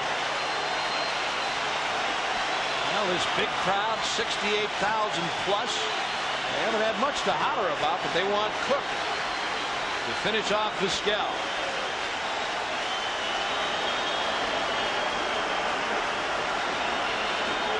Struck him out. Cook effective again. 1, 2, 3, and he fans 2 of them.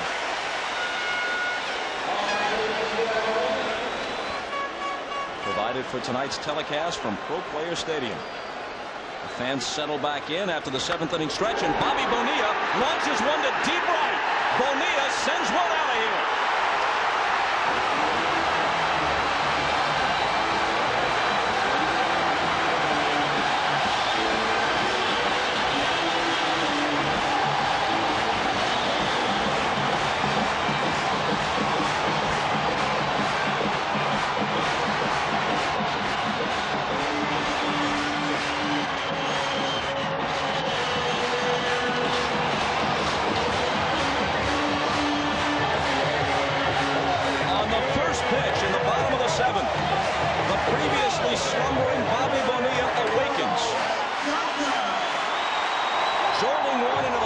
in right center off Jarrett Wright.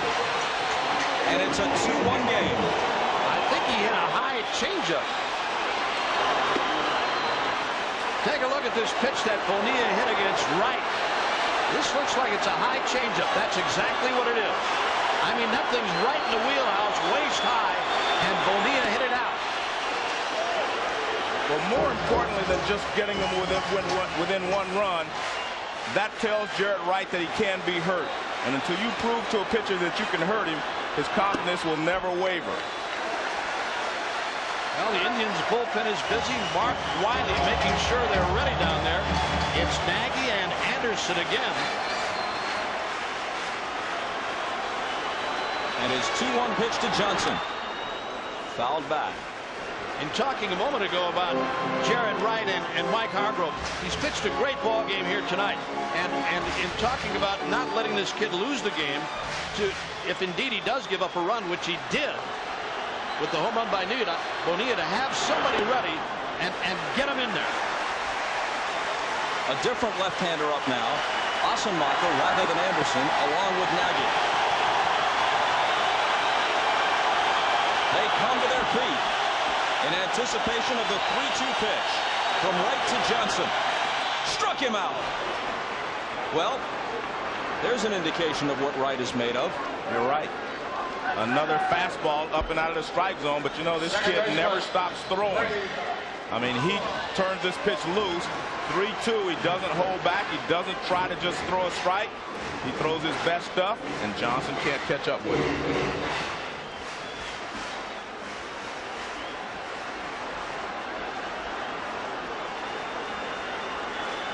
Counsell is 0 for 2. A ball to him.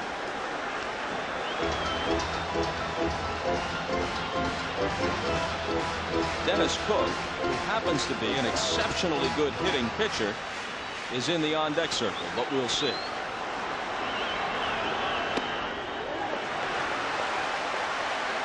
Now, if Wright doesn't take care of Counsell here, I think you're going to see Hargrove make the move. I mean, I think he has to make the move, even though it's Cook next. I still think if he walks this guy, he's got to make a move. Well, he wouldn't make the move until they sent up a pinch hitter anyway. It's 3-0.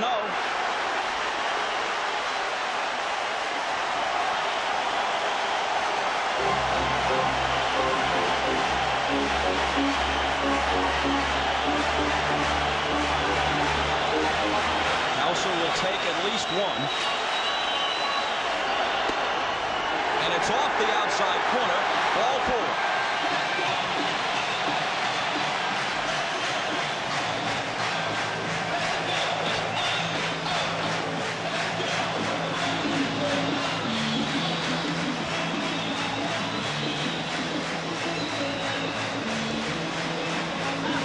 Cliff Floyd has a bat. There he is.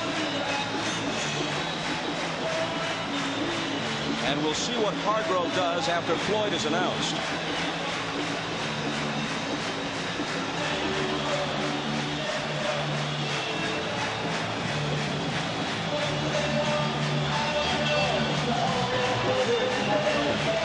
Well, Jim Leland knows if he brings in Paul Ossenmacher, or if he makes a change, he has Conine ready. And I think that's what they're going to do, because Nagy is sit down now. And there comes Hargrove. And maybe that's why he sends up Floyd rather than Eisenreich, because he doesn't want to lose Eisenreich without having him swing the bat. He sends up a guy who he'd rather sacrifice. Exactly.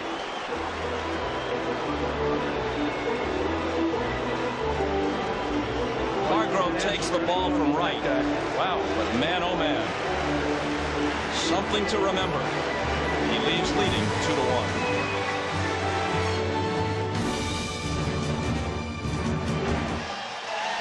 Here's the way the pieces have been moved around the chessboard in the 7th inning of Game 7. Wright is removed for Ossenmacher. Floyd had been announced as the pinch hitter. He's called back. The right-handed hitting Kurt Abbott, who batted .274 during the regular year with 6 home runs, will be sent up to face Ossenmacher. Bob, you said this will be something to remember. Well, Game 7 will always give you something to remember. First one to Abbott. Is a ball. Al, the Indians bullpen that was so brilliant against Baltimore in that series has been touched in the World Series. They've been hit. They've given up some big runs, including Ossenmacher. His 1-0 pitch is in there. Jarrett Wright lasted 6 1/3. Allowed only 2 hits, but one of them was the long home run leading off this inning on the first pitch by Bobby Bonilla. He struck out 7, he walked 5, allowed 1 run, and Counsell at first is his responsibility.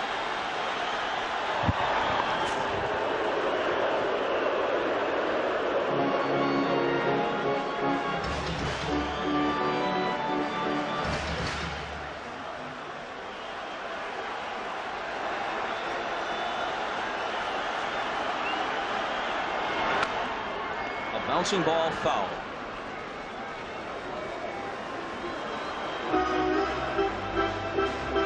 Well, this is the time that Jim Leland has a lot of decisions to make. And one is, does he put Counsell in motion? Do you try to manufacture a run as a manager, or do you let the players play? He has that decision to make right now.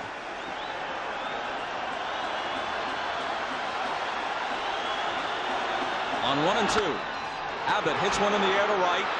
Ramirez drifts back. He's got it lined up. Counsell tags, but just to draw a throw. Manny Ramirez had a beat on that fly ball the minute it left the bat. Drifted back into right center and made an easy play. Taking a look at the lights, and they are different here. They are different than you normally see in a baseball field. And he made the error back in the 6th, but here an easy play. Here you see what we're talking about. Well, in Cleveland,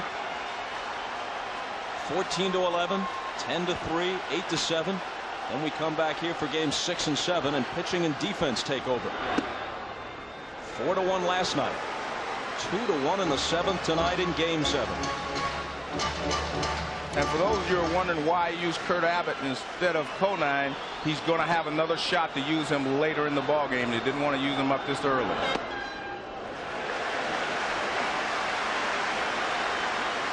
Jim Leland, who came so close in the league championship series when he managed the Pirates, losing it 3 straight years. The losses to the Braves in 91 and 92 especially gut-wrenching. In 91 he led 3 games to 2. Dropped games 6 and 7 at home in Pittsburgh. And then the next year was the tale of Francisco Cabrera. Breaking ball drops in for a strike.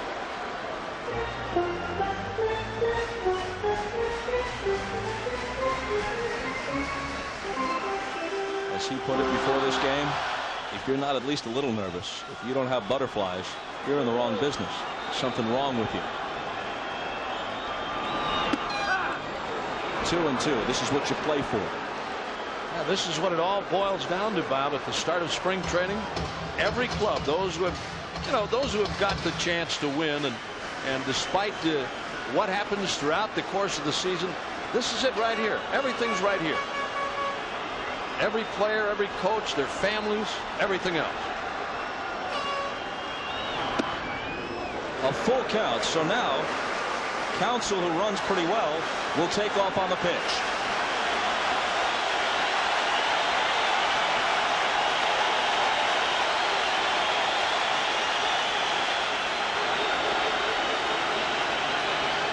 Justice buried deep in left, might be able to get into the gap and cut a potential extra base hit off before it gets to the wall. Counsell leaves, and White grounds it foul. Paul Ossenmacher, who has such a great curveball, he threw 3 curveballs to start White off in this particular at bat. They're out of 3-2. Throws the fastball, and White hits it foul. Don't be surprised if he throws a breaking ball. White's 0 for 3 tonight. And now he's 0 for 4. Ossenmacher comes in, retires the 2 hitters he faces, and keeps it a 2-1 game. And Antonio Alfonseca, the 25-year-old from the Dominican Republic, is the new pitcher for the Florida Marlins. Big guy, 6'5", 235. Throws very hard. Tony Fernandez turns around, bats left-handed, takes a strike. There's a chance that when we look back on the 1997 season, the two biggest hits for the Cleveland Indians will have been delivered not by David Justice, not by Sandy Alomar, not by Marquise Grissom, but by Tony Fernandez. Check swing back to the mound. And Fernandez is out this time, 1-3. But as we mentioned earlier, it was his home run that won the pennant in Game 6 at Baltimore. And his line drive single to center in the third inning tonight that produced 2. And so far, by the slimmest of margins, it's holding up. 2-1 in the 8th. Right fielder, Manny Ramirez.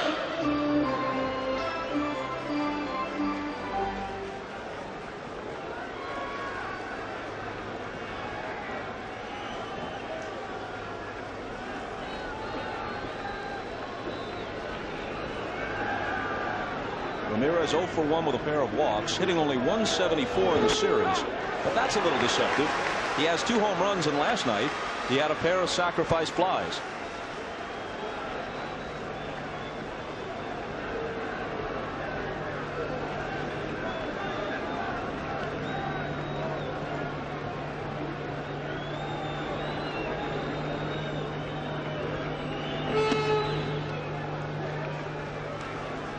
Mike Jackson, who pitched 2 innings last night, has, as the cliche goes, all winter to rest. Give him the ball. Possibly to work the 8th. Hoping to set it up from Mesa in the 9th.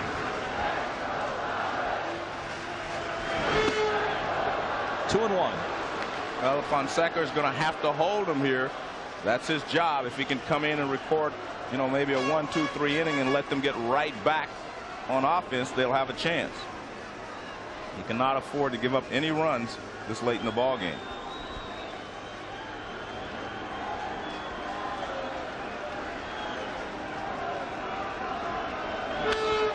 Fastball fouled back. And you think about the way things go, things you could never expect to turn out this way. Alfonseca wasn't even on the original postseason roster for either the division series or the NLCS against the Braves. It was only after Alex Fernandez was disabled with the rotator cuff injury that they had a 25th spot left for the World Series roster and gave it to Alfonseca.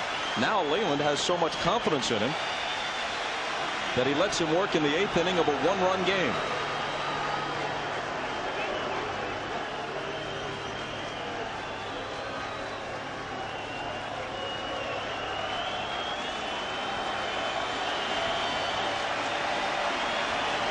Justice on deck.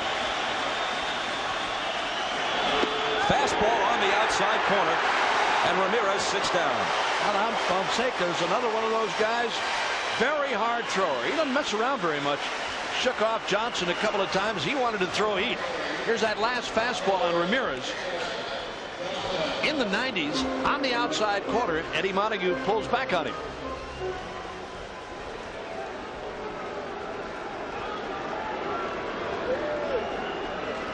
Now Justice, who all of a sudden is struggling in this World Series. Grounded out and struck out twice tonight. That tells you how bad David Justice is struggling right there. Normally you don't see Justice go after those kinds of pitches on the first offering anyway.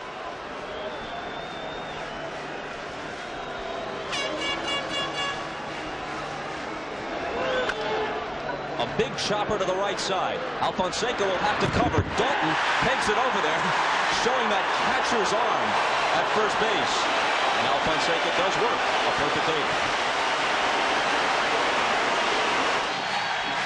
8. All of the Marlins' big threats will have at least one more crack at it. Mike Jackson comes out of the bullpen. Renteria will start it, followed by Sheffield and Dalton in the last of the 8th. Edgar has doubled, walked, and flied to center, and takes ball 1.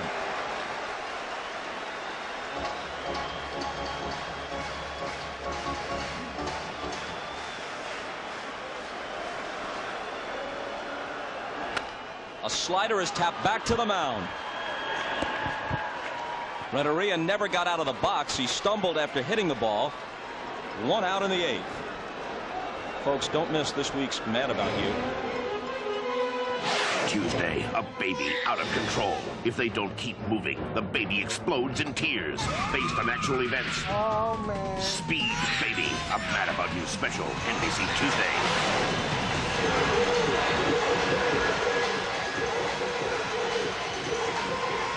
As for the World Series, Sheffield steps in with 1 out and nobody on.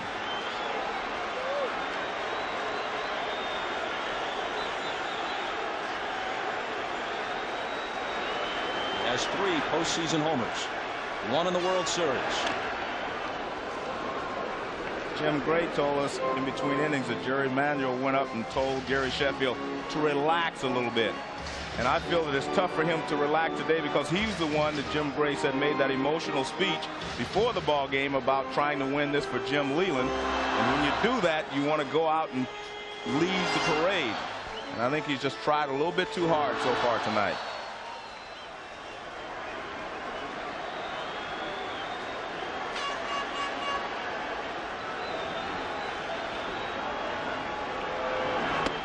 On the inside corner, good pitch from Jackson, 0-2. I think Sheffield that time may have been looking for something away that fastball or slider. Jackson's got a great slider. He threw a fastball sinker on the inside corner, and Sheffield took it.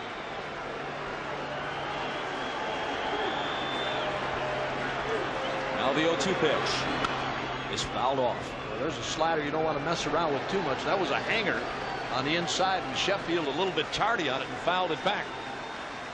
I thought when Alomar went inside, I thought he wanted a sinker or something hard on the fists of Sheffield, but he threw that slider and it hung in there.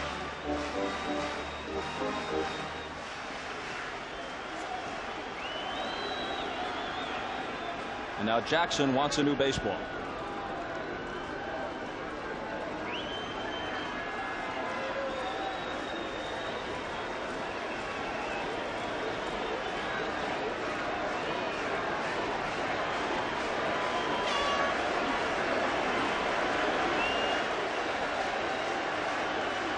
Veteran in the biggest spot of his career to Sheffield and strikes him out. Sheffield walks away 0 for 3 on the night. Strikeouts his last 2 trips. Well, he's thrown all the pitches inside. Now he goes away. This pitch starts over the middle of the plate and moves away from Sheffield. Actually was right on it and not a bad swing. He just missed it. Sheffield upset it himself. He had the cut and missed it. That was a slider and stayed right there for him. But Mike Hargrove's going to make another pitching change here with Brian Anderson coming up. He goes to the young left-hander to face the veteran left-handed swinger Darren Daulton. One fan among the 67,204 here tonight expressing what many are thinking. Leland has countered Hargrove's move by doing what you might expect.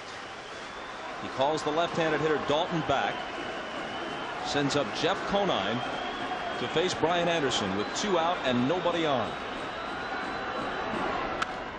And he fouls the first pitch off. And this is the reason he didn't use Conine in the 7th inning when he had a chance, and he used Abbott instead. Most managers try to say their 2 best pinch hitters, Jim Eisenreich and Conine in this case, for the last 2 innings.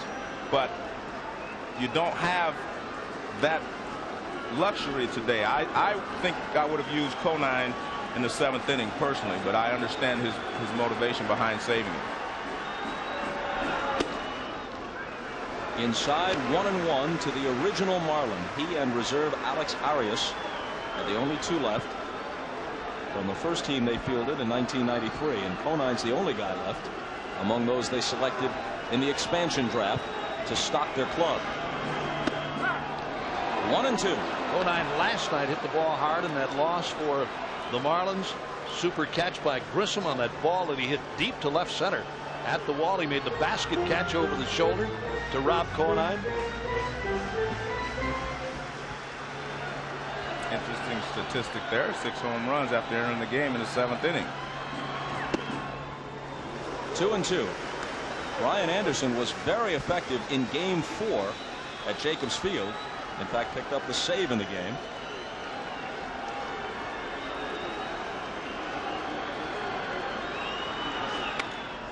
Conine fights it off and fouls it into the seats. Well, this is the only hitter he will face in this ball game, no matter what happens. If Conine gets a base hit, he's gone. If he gets him out, he's gone. So this will be his one and only appearance. And because Jose Mesa is the next guy that you're going to bring in. Because if he gets on base, Alou represents the go-ahead run, and he will bring Mesa in for him.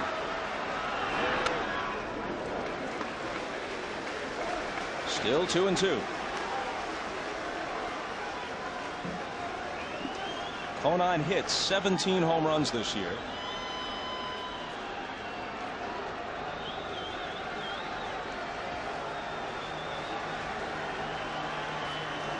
Rally caps are out. And this ball is hit high in the air to left, but he got under it. And Justice goes into foul ground to take it. Conine's expression says it all. They're down to 3 outs.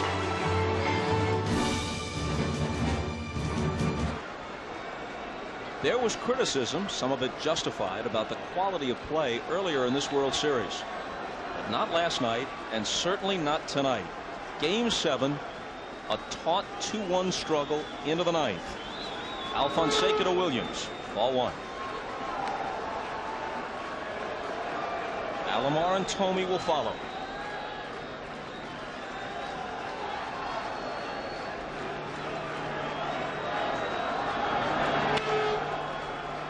Foul and out of play. If you're Mike Hargrove, you're just hoping to be able to get an insurance run any kind of way here to make it much easier for Mesa in the 9th. Because with just a 1-run margin, any single pitch to an Alou, a Bonilla, even a Charles Johnson, and the lead could disappear.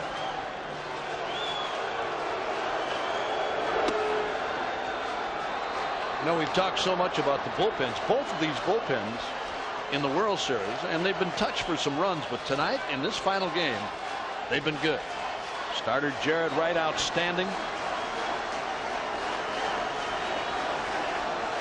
The 2-1 pitch is high. You know, we mentioned the curse of Rocky Colavito, but even in recent years, in a sense, this has been a star-crossed franchise. In 1993, one of the most tragic events in baseball history occurred to the Cleveland Indians when pitchers Steve Olin and Tim Cruz were killed in a boating accident in Florida during spring training, and another pitcher, Bob Ojeda, was very seriously injured.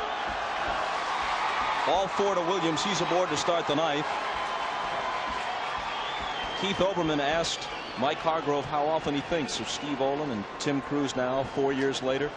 He says every day. Not a day goes by. In 1994, they finally had a contending team. The strike washed out the season. In 95, they had one of the best single season teams in recent history. 100 victories, 44 losses. Lost in 6 in the World Series. Last year, they had the highest victory total in the American League, 99. Bouncing ball to short. Renneria charges. Has trouble getting it out of his glove, and so they'll get only 1 as Williams takes care of Counsell on the pivot. It could have been a double play.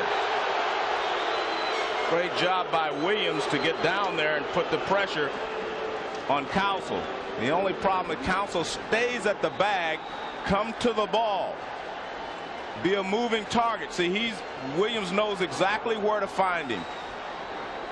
But you're right, Renteria bobbles the ball, but he did the right thing. He charged it, but he couldn't get it out of his glove quick enough. But Counsell's got to move across the bag and make himself a moving target. He didn't even look like he was on the bag at any time, Joe, when he took that toss from Renneria. He didn't look like he was on the bag at all.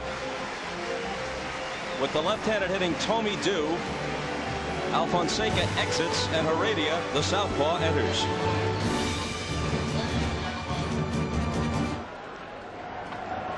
Leland goes to Heredia. Slender but hard-throwing left-hander from the Dominican Republic. Very effective in this World Series, including 2 innings last night. But Thome immediately rips one through the right side for a hit.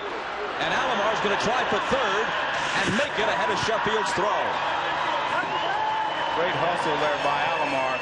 As soon as that ball was hit, he made up his mind he was going to try to get the third with less than 2 outs, and that's very important. This is a very big play here. Gary Sheffield charged quickly, but look at Alomar, catcher, running, but he made up his mind. Look at this. He doesn't hesitate at all. Right around to third base. He knows how important this run is, so he gets over there and gets himself in the scoring position. And now how important is it that they didn't turn that potential double play? Leland is out talking to Montague, giving the appearance that they're going to make a double switch. You know, Jim told me last night had such trouble with Heredia. I asked him today before the game started. I said, what about Heredia last night? He said, I'm telling you, that guy can rush it up there in a hurry. Tonight, facing Heredia, he lines a bullet to right field and puts runners at first and third. Conine has left the field, as has Heredia, the pitcher. Eisenreich comes in to play first base, and Rob Nen comes trotting out of the bullpen. So Nen will be inserted in the 4th spot, vacated by Conine, the last man to bat, in the bottom of the 8th. And Eisenreich will be slotted 9th, meaning he would hit if as many as 5 men get to the plate in the bottom of the 9th.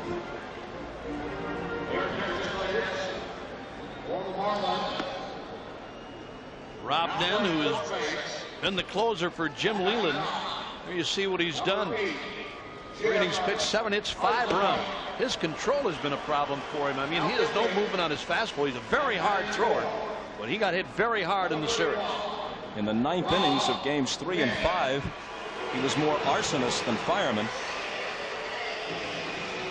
nearly squandering huge leads. But over the course of the season, in fact the last few seasons, he's been one of baseball's best. And they need a strikeout right here, so Rob Nen is their strikeout pitcher. He brings him in hopes that he can throw a fastball by Marquise Grissom. They've pounded Grissom in the entire ball game, so look for him to try to come up with his fastball and try to just throw it by Grissom. That's about the only chance they have right now, because if one more run scored, it's just going to be awfully tough to get 2 off of Mesa in the 9th. Speaking of the Indians again, it would be ironic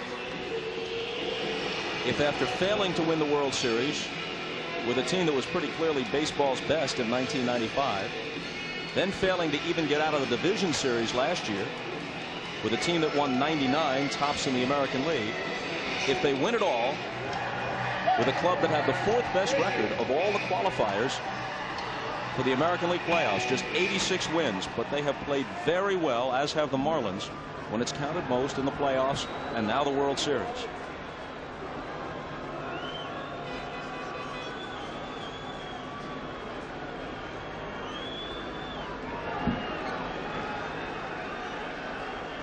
Alomar at third. Tomey, who singled at first. 1 out, top of the 9th. The Indians haven't scored since Fernandez played at 2 with his single in the 3rd. They lead it 2-1.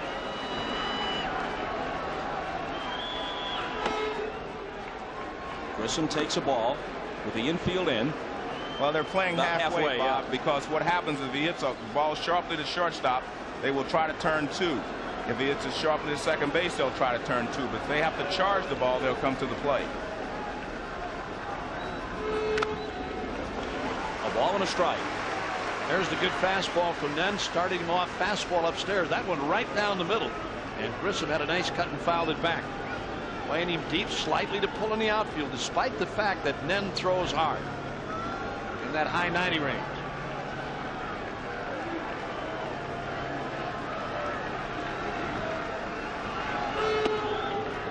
And Johnson has to backhand it to save a wild pitch.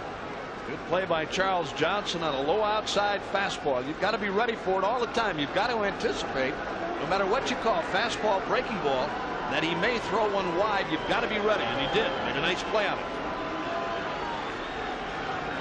Now the 2-1. A bouncing ball, potential double play. Now Renteria comes to the plate, and Johnson with the tag on Alomar. Well, Renteria had trouble getting it out of his glove again, but he made the right play. If you have to, he came charging in, so he's going to have a tough throw back to second base to start the double play. So watch this. He makes the right play because watch, he has to come get it. Now, if he has to try to flip it behind him, it's tough. Had trouble getting it out. Puts a little pressure on Johnson at the plate. He scoops it and makes the tag. Charles Johnson almost gave Alomar too much of the plate. That throw got there, and he just did get the tag on Alomar. Alomar, I think, a little surprised he didn't go for the double play, but with the speed of Grissom and Renneria bobbled that ball momentarily, they may not have been able to turn it. Now they go to Brian Giles off the bench, and on the first pitch he fouls it off.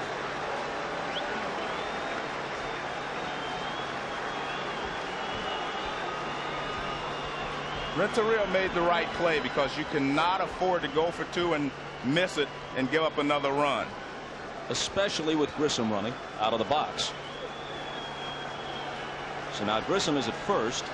Thome is at second with 2 out. And they'll need a hit from Giles if they're to get this insurance run. High 1-1.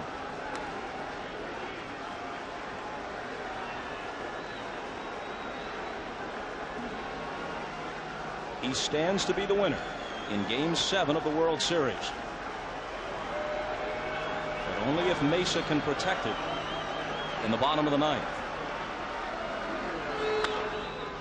In the air to left. Alou has the play.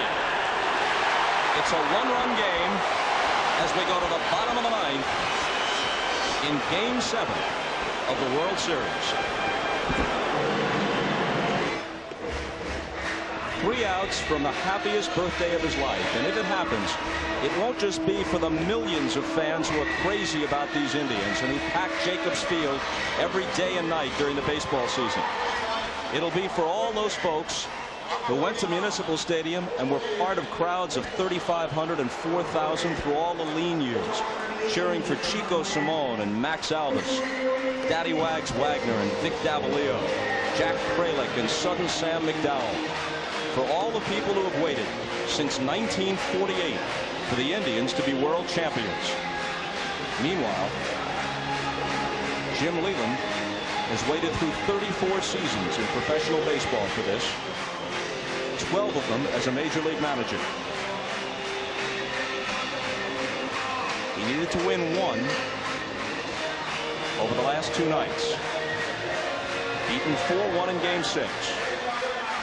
Trailing 2-1 as his team comes up for its last licks in Game 7.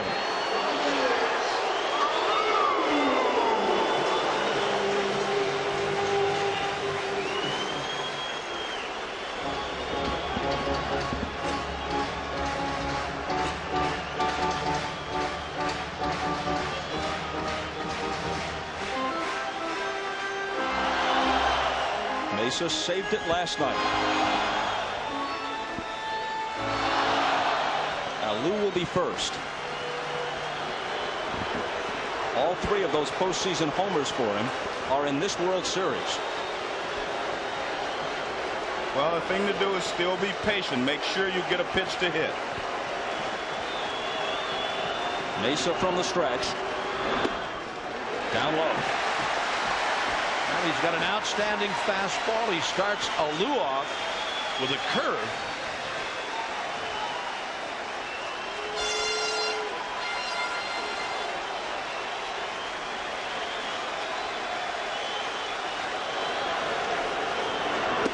Swing and a miss.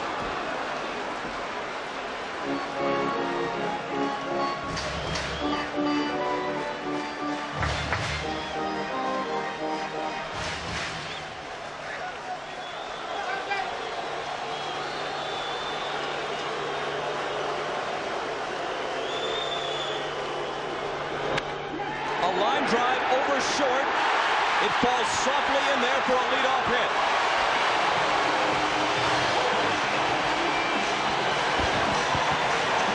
Alou just poked it, but it got the job done. Well, over swinging his first few times up. Watch this one. Here's another curveball from Jose Mesa. Alou just went down, didn't overswing, took a nice easy swing at that ball and drops it in the left center for a base hit. And the tying run is on here in the ninth. It landed with all the force of a fluttering feather. But it could really count here in the ninth.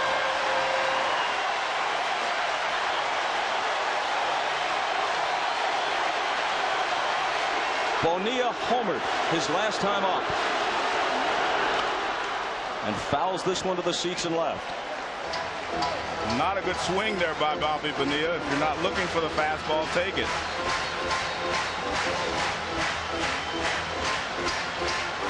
You do not want to waste your last at bat in Game 7.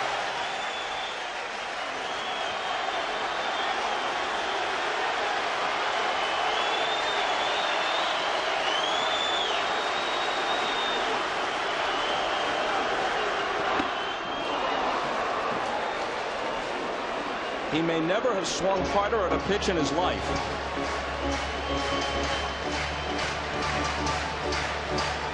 Fastball right by him.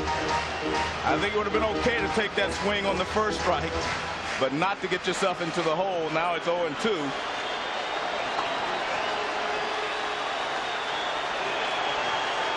But you know what? It's very easy up here. Isn't it, though? The 0-2 pitch. Taken low. Let's see if Mesa comes back with that breaking ball. He's got a devastating curveball. Kind of got rid of the split-fingered fastball. It was a problem pitch for him. Always throwing bad pitches in the dirt. He kind of got rid of it and has really relied on an overhand curveball. It's very sharp and really dives down.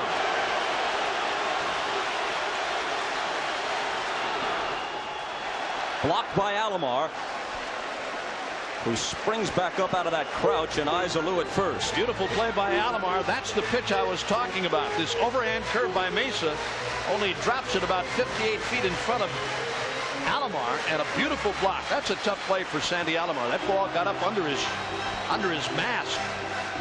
Knocked it down though and kept Alou at first.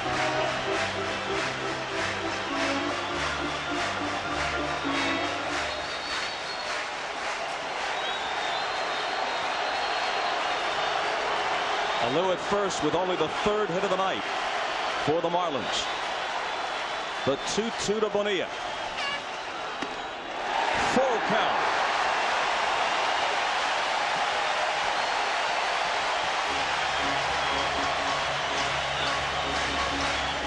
What do you do if you're Jim Leland? Do you send Alou from first and risk the strikeout, throw him out, or do you play it safe?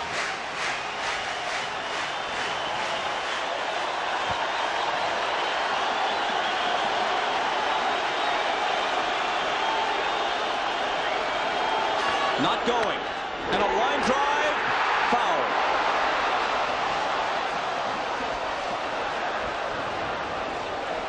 And Alou not running on the pitch. This ball hit by Bonilla, fouled to right. He got out in front of it a little bit. That's a breaking ball. Mesa threw that pitch down low and inside. Bonilla got out in front of it and lines it foul to right. We'll do it again.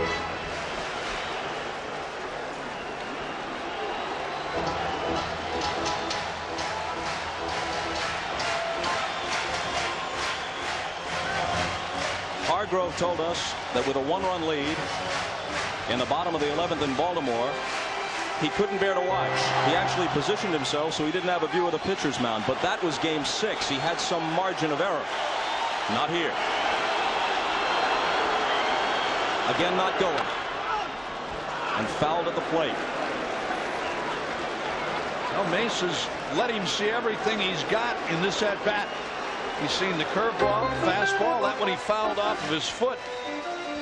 Trying to walk it off. Bonilla still bothered by that hamstring problem.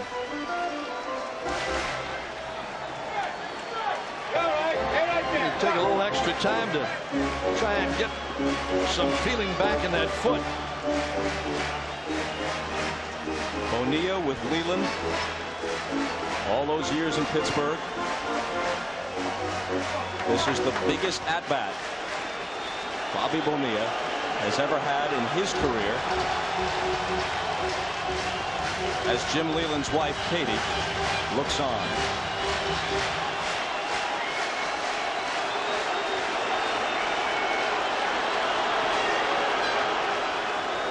Mesa looks Alou back.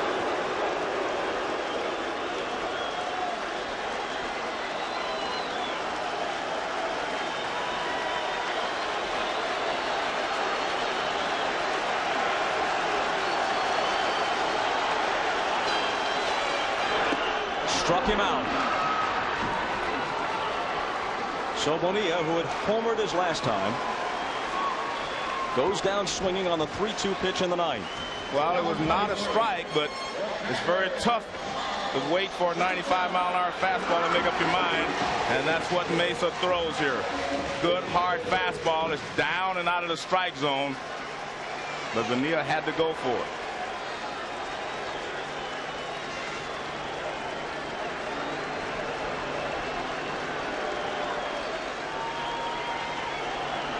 Charles Johnson 0 for 3. Takes a ball. I don't care how much the game changes. When it gets to its essence, there's a connection through all the years. And now Mesa and each of these hitters stand where Alexander and Lazzeri stood, where Terry and Mazeroski stood, where Terry and Willie McCovey stood 2 days later, 2 years later. The 1-0 pitch is a strike. Well, this is what it's all about, Bob. You're right. I mean, guys like Mesa, they talk about big money, big time relievers. This is what it boils down to right here on the line.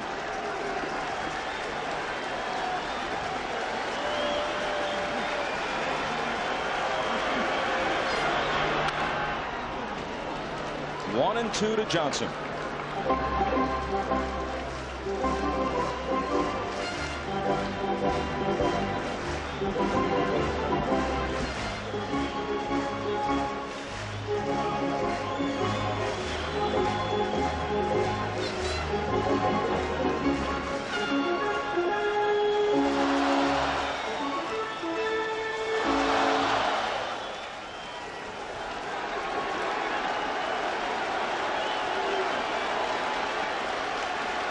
Craig Counsell is on deck.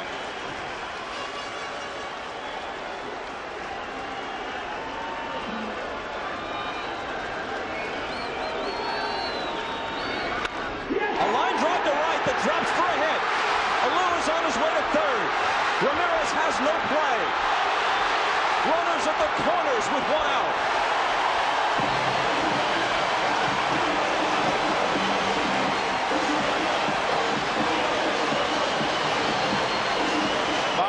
Seen Jarrett Wright come of age tonight. We've also seen Charles Johnson in this series. Here's another young player with no fear. 2 out, 2 strikes in the ninth, I should say, and he singles to right field. So Moises Alou knows he has to get to third base. He doesn't hesitate at all. Ramirez should have thrown the ball to second base. He throws toward third, but Alou is safely in at third, and now they need a fly ball. Greg Zahn, their backup catcher, who runs better than Johnson, replaces him at first base.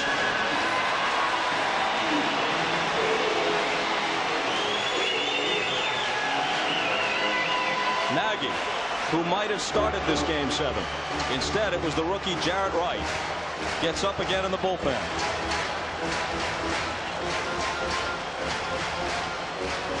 And if you told Craig Counsell, the rookie out of Notre Dame, that his season would come down to this, he would have had to have believed you were joking.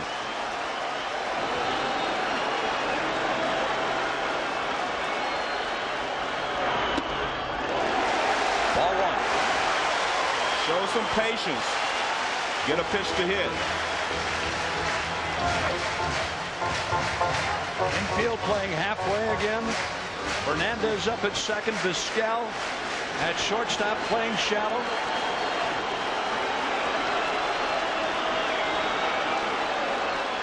Mesa's 1-0 pitch. Well, one thing about the Indians infield, they're not playing shallow enough to come to the plate. They're playing for a double play. You have to come in 2 more steps in order to come to the plate. They can't come to the plate from where they're positioned.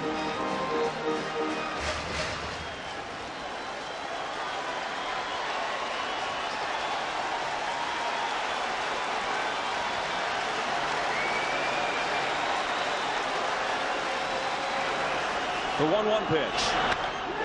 A deep drive to right. Ramirez on the run. Makes the catch. Tagging is Alou. Game 7 of the World Series is tied.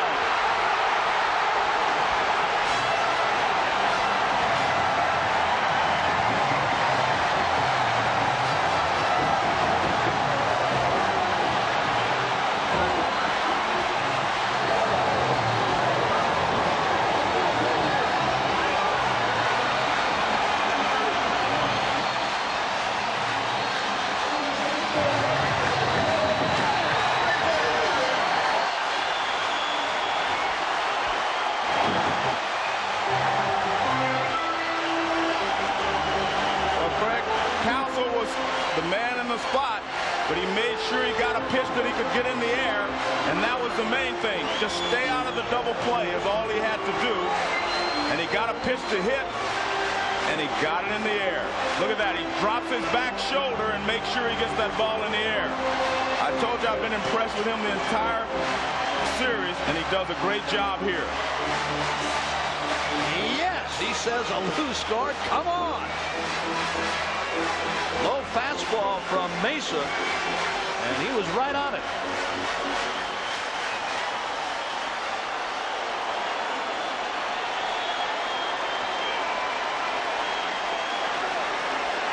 Now Eisenreich hitting ninth after the double switch in the top of the inning.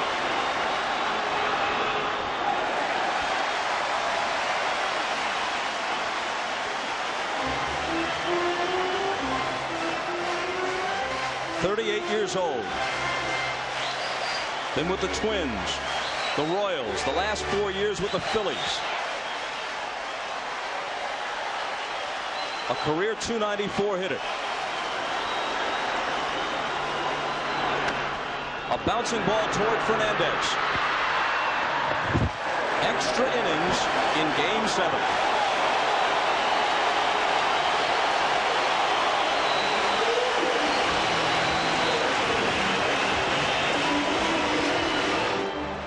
Greg Zahn ran for Charles Johnson.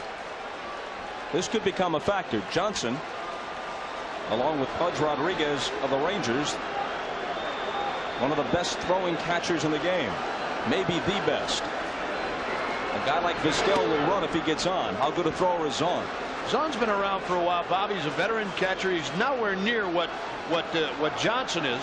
He's adequate. Again, it's a problem with a pitcher holding a runner. You give him a chance, he's going to throw you out.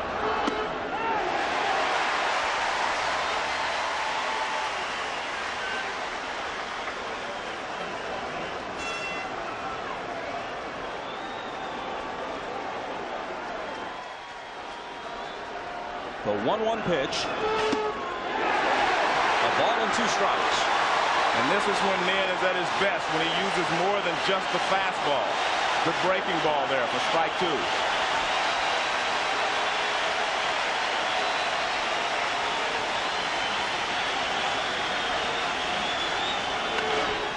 Fouled off. And I don't care how much of a professional you are. Everybody on this field has to be thinking about the plays they make hundreds of times a year. But in extra innings in Game 7 of the World Series, are any of those plays ever routine? No, I don't think so, but you have to concentrate. This is where the players who concentrate the best come to the top. Vizquel is down on strikes. Big out there, because if he could have gotten on base, he could have caused some problems for the Marlins. This pitch a little bit inside, off the inside corner against Vizquel. It looked like Ned may have taken a little something off a fastball and gets the big strikeout. Leadoff guy is gone.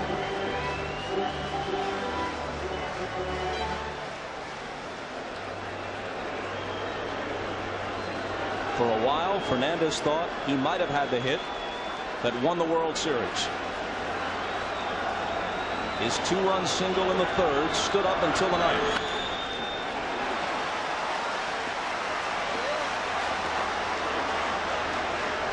And what about the umpires? In a time where their work comes under increased scrutiny. You don't want to be the guy to miss one.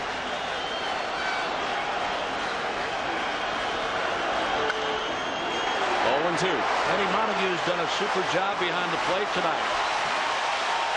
Nobody moaning and groaning. Maybe once or twice a player looked back at him, but other than that, he's called a heck of a game.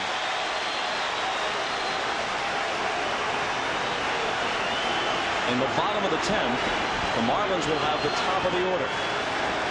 White, Renteria, Sheffield.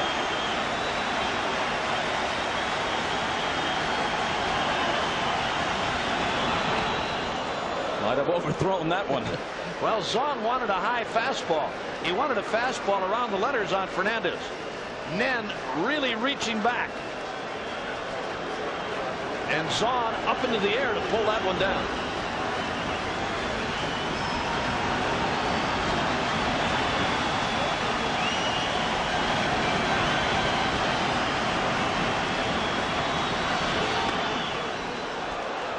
Two and two.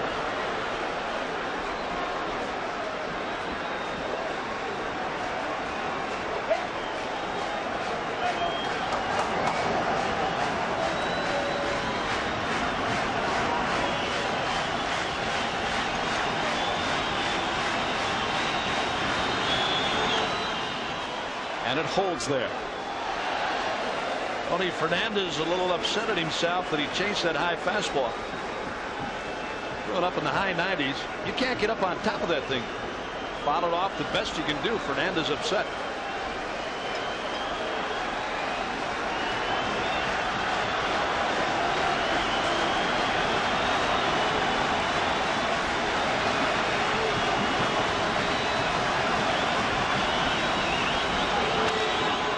And he hits it through the hole the opposite way for a one-out hit. Tony Fernandez, the one-time Gold Glove shortstop for the Blue Jays. On the Yankee roster last year, but missed the whole season with an elbow problem. Finds new life in Cleveland, and what a factor he's been in the postseason.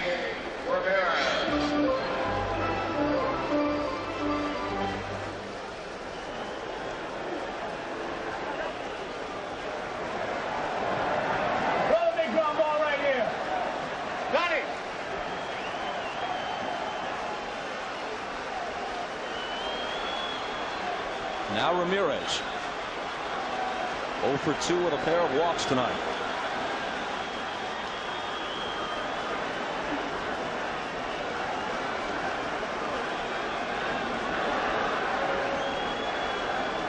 Top of the 10th. Cleveland 2, Florida 2, game 7. And Ramirez fouls it off.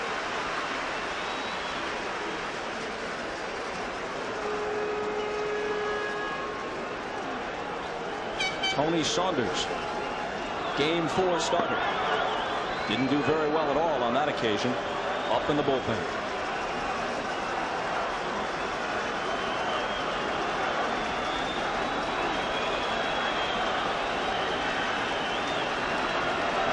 Nen's 0-1 pitch. Fouled off right side. And it's 0-2.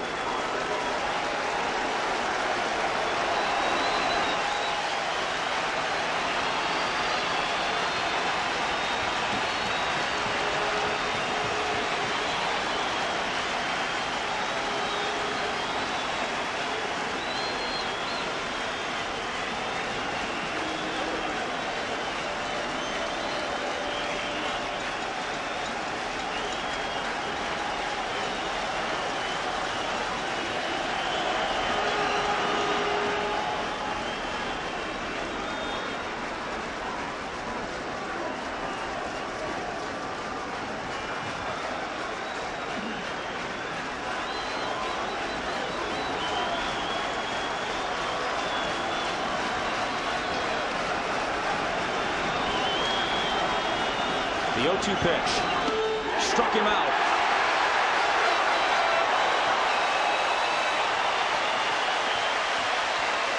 Second strikeout of the inning for Nen, with the Fernandez single sandwiched in between.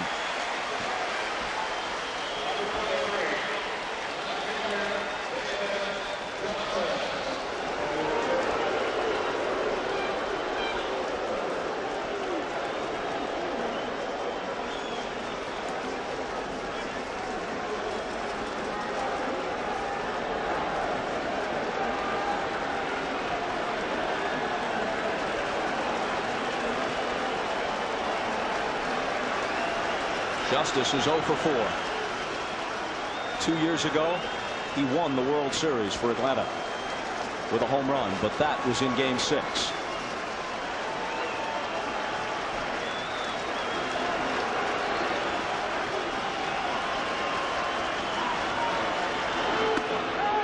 Ball strike.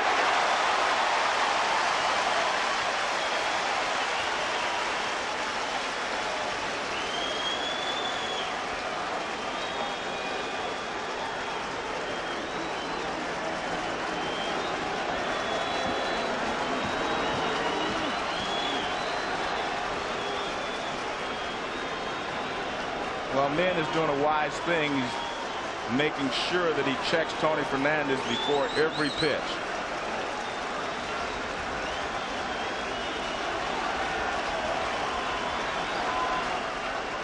Most relievers do not hold runners very well.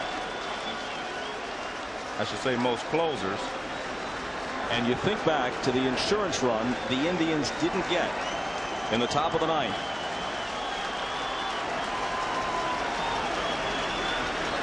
Oh, 1 pitch. Big cut and a miss, 0-2. When they had runners at first and third with 1 out.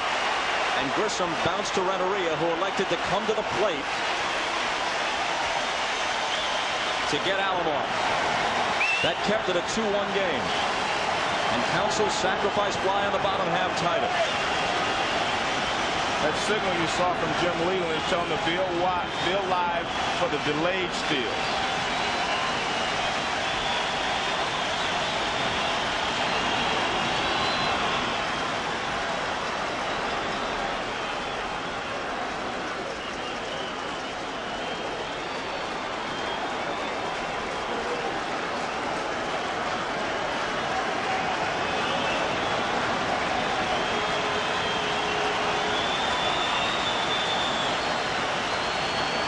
The 0-2 pitch struck him out.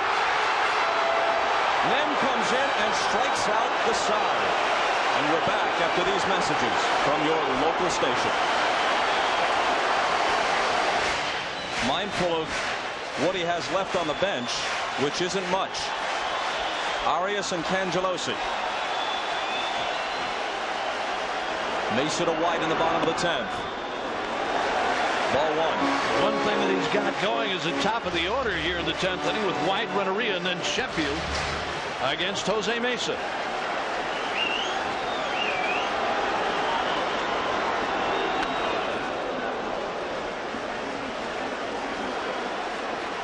One and 1 to White.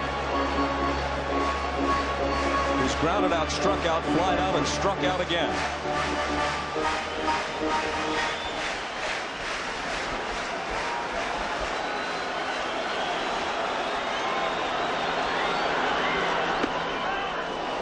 Off-speed breaking ball for a strike.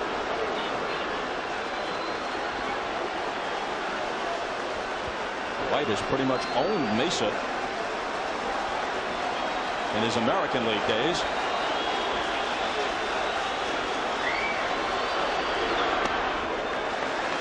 That one sails high and wide. 2-2. And look at this.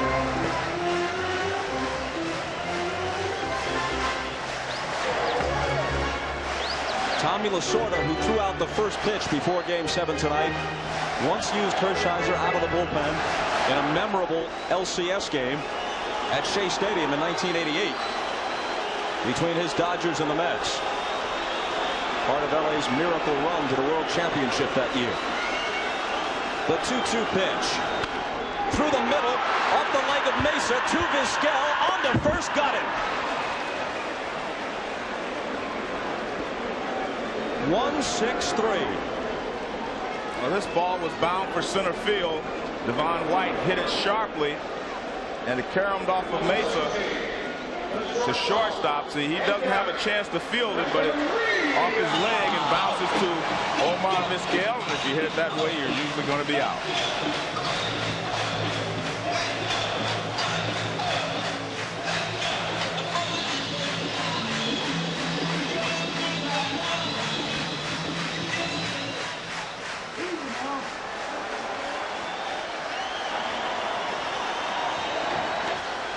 Since his first inning double, Renteria has walked, flied out, and tapped to the mound.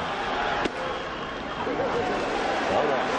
It's important for Renteria to try to get on base any kind of way, because otherwise if Sheffield hits with 2 outs, the pitcher's on deck and they will not have to give in to him. Hit hard and through the left side.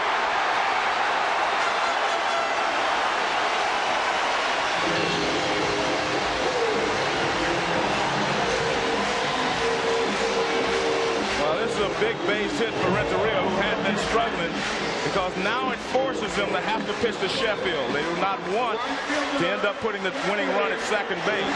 But with 2 outs and he's pitching to Sheffield, they would have pitched around him because the pitcher's spot is on deck. Late in a tie game or in extra innings, the third baseman usually is guarding the line to protect against an extra base hit. If Williams is off the line, as good a fielder as he is, maybe he has a shot at that ball.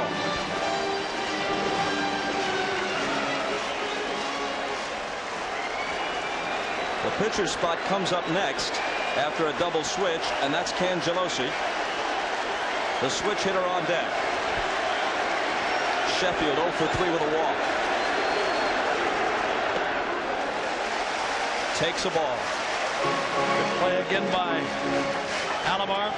Gary Sheffield earlier tonight addressed the players in a very emotional speech and talked about winning this thing and winning it for Jim Leland. And here he is in the 10th.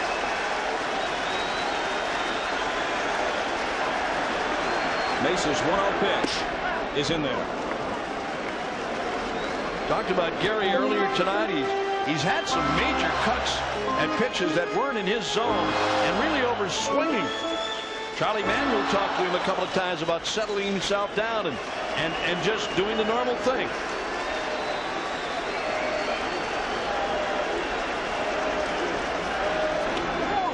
Oh, man.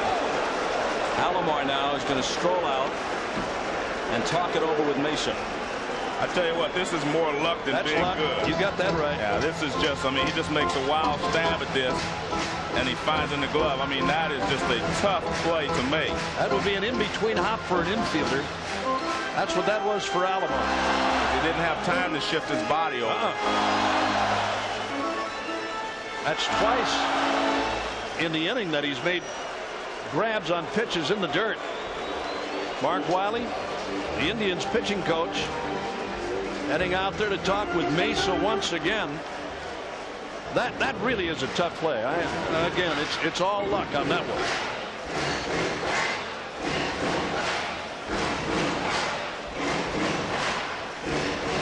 $67,000 seats were sold for this game. Just about none of them are in use right now. Almost everyone's standing. Including ours. Including us, yeah. We're not using ours either. Nagy joins Hershiser. If your hearts are pounding anything like mine is, we can only guess what it feels like for that guy. And for Leland in the other dugout. The 2-1 from Mesa to Sheffield. Hop back foul. Well, at this point, the players are probably the less nervous of anybody, least nervous of anybody in this ballpark. Because the players can do something about it. People that are standing around, the managers, they can't do anything about it. Look at Jose Mesa. You wouldn't think anything was wrong. They were out there talking to him. Everything is normal as far as he's concerned. He's been here before in this kind of a jam, talking about late innings, extra innings. The 2-2. Again blocked by Alomar. And the count is full. Now with 1 out. Do you send Renteria? I run him. I agree with you. I run him. And again, a pat on the back to Alomar. Unless you've been back there and you get eaten up a few times by pitches like that. And Jose Mesa is not the easiest kind of a guy to catch. He really isn't. Those pitches in the dirt eat you up. That time he got out in front and knocked that one down. The reason I run him because if I don't score here, I don't want Nin out of the ball game. Try to give myself a chance to score right here.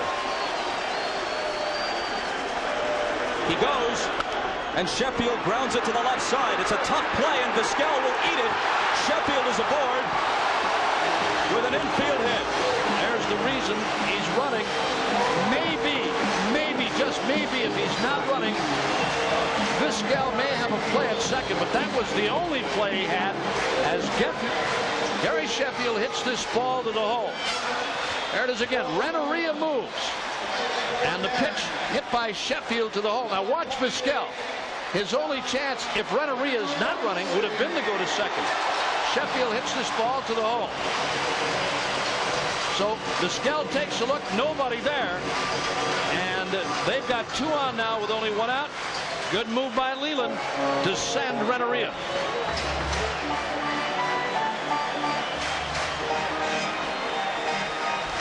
Up comes Cangelosi.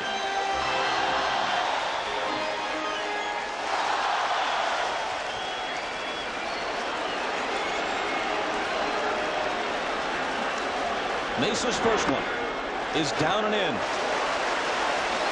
It's Sandy Alomar. Another tough play for him. And the first thing on his mind, hey, take it easy to Jose Mesa. Don't worry about it. Throw strikes. I'll take care of things back here. Throw strikes. Cangelosi, 34-year-old, well-traveled veteran, switch hitter. A good pinch hitter through the years. Swings and misses.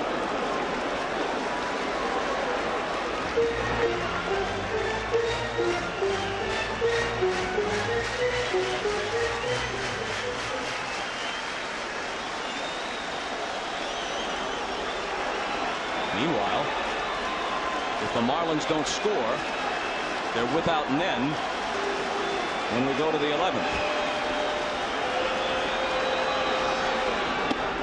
That's a strike. 1 and 2. And the fact that they're without Nen, if they do not score, is the reason he had to put Renteria in motion. So if Sheffield did find a gap, he could win the ball game. You want to make sure you give yourself a chance to win it in this inning because, like you say, you don't have Nen anymore. Sheffield at first. Renteria, with the run that matters, leads away from second. Mesa's 1-2 pitch to Cangelosi. Taken high.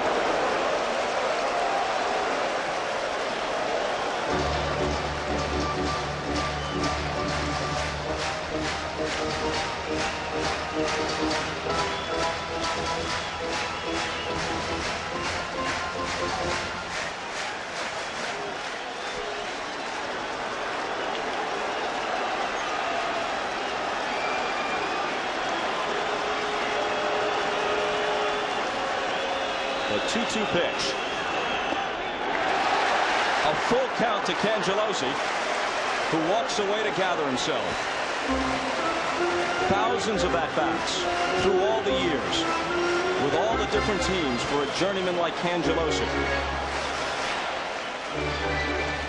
And now an at-bat like this in Game 7 of the World Series. 2 on, 1 out. Bottom of the 10th.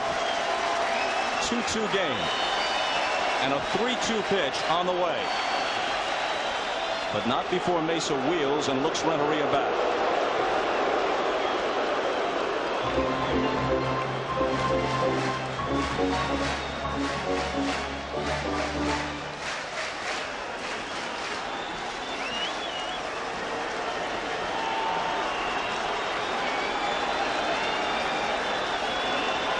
The 3-2 pitch.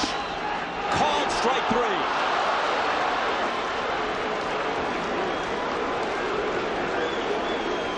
Cangelosi had started toward first, hopeful that he'd work the walk.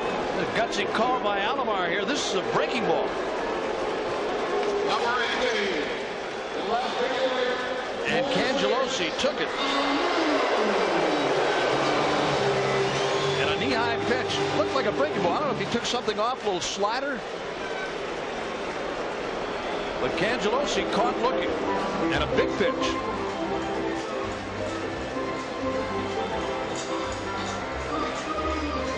Hargrove comes out, takes the ball from Mesa, You knew in this situation he couldn't possibly go to Hershiser with Alou, the scheduled hitter, because Alou has homered twice in this series off Oral. So he's going to go to Charles Nagy.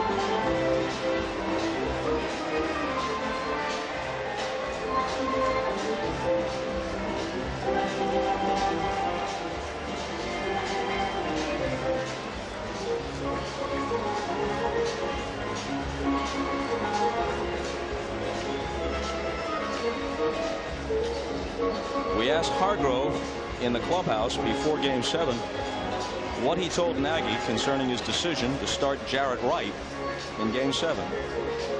He said, first of all, Charlie is a great guy. I explained it to him. I said, it doesn't mean I've lost confidence in you. I just think that Jarrett Wright gives us a better chance to win this game on this night, but be ready.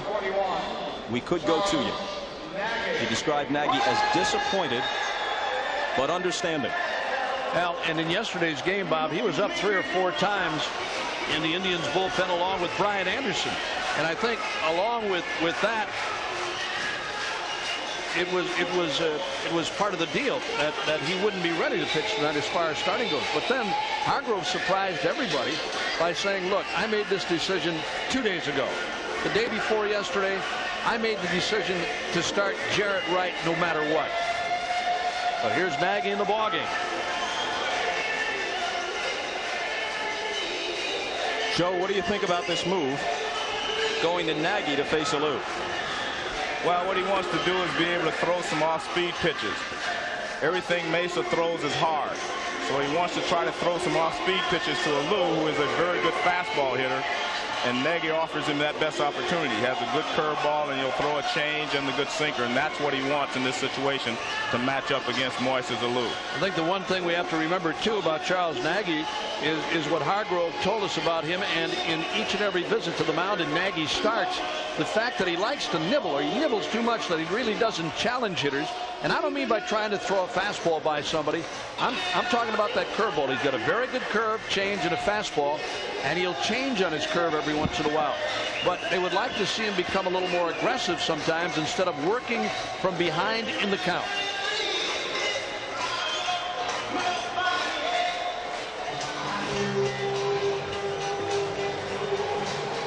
Alou with the 1 hit tonight, but it was a leadoff single in the 9th. He's hit a lot of balls harder in his career, but he dropped it into shallow center and eventually came home on the sacrifice fly from Counsell that tied the game.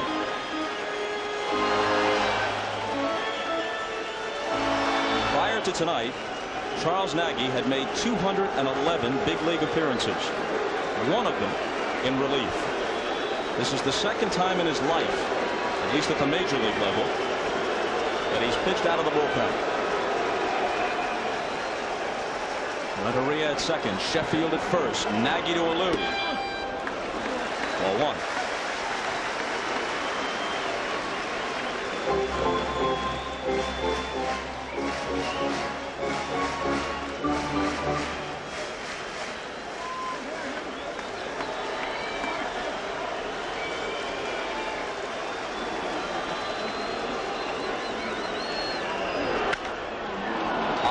Fly ball into shallow right. Ramirez coming in. Look out now. Closing in on Fernandez, and he makes the catch. Nagy comes in, retires Alou. What do you say we play the 11th?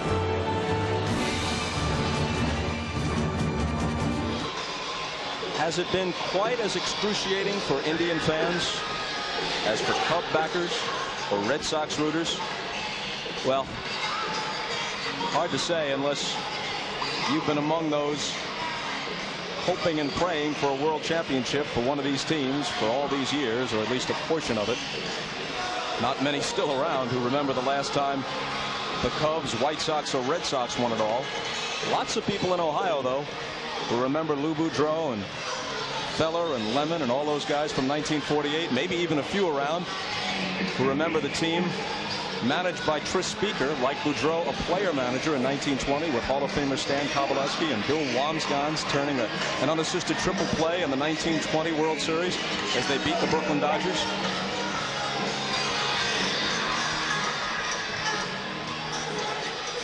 Well, Jim Leland told us flatly before the game that he would not use Livan Hernandez, who threw 142 pitches on Thursday in winning Game 5. On the other hand, he didn't know this game would go at least 11 innings and maybe more. Well, Livan Hernandez told Leland, he said, if you need me, I can throw. And there he is.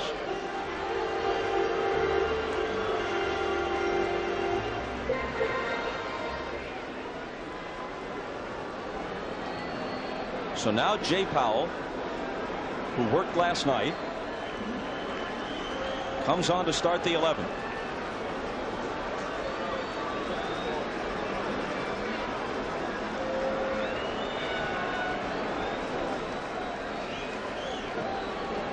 Matt Williams will lead it off, followed by Alomar and Tomey. Ball one.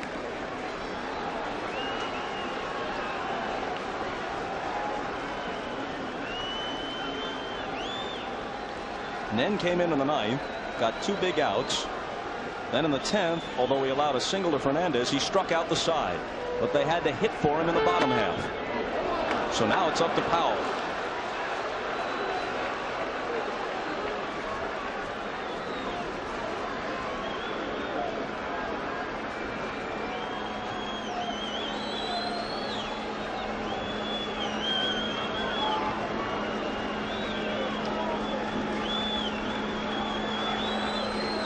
Here's his 2-0 pitch to Williams, and that misses. 3-0. Powell was 7-2 this year. Leland seldom used him to close a game. He had only 2 saves. He's 25 years old, out of Collinsville, Tennessee. And maybe that's appropriate, because by the time this is over, they may be calling for volunteers.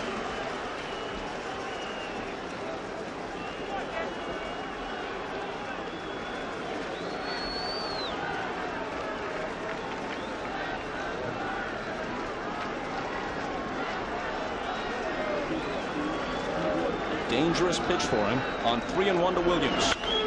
Rips it foul.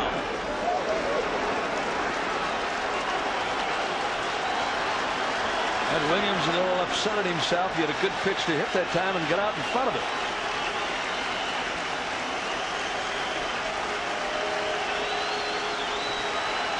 .32 homers during the regular season. 1 in this World Series. The 3-2 pitch. Walked him.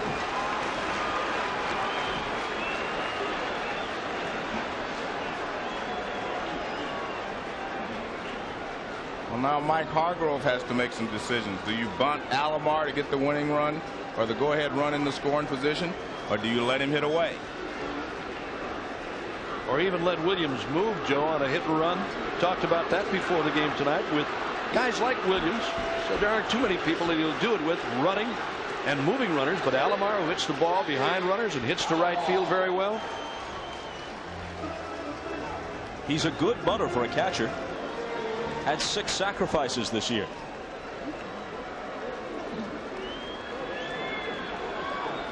In the bottom of the 11th, it'll be Bonilla, the new catcher Zahn, and Counsell.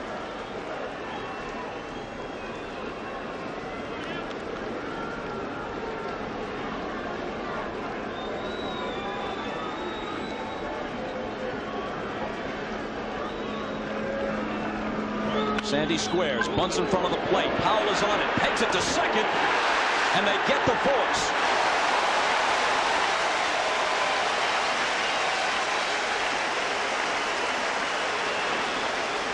Well, this is the right strategy. You should be bunting to try to get the winning run or the go-ahead run in the scoring position, but it's not a good bunt. And Powell jumps off the mound quickly, and he fired a strike to second base. Look at that. Right on target in time to get Matt Williams. So I think Mike Hargrove made the right move. You have to try to give yourself a chance to go ahead when you're on the road in extra innings in the 7th game of the World Series.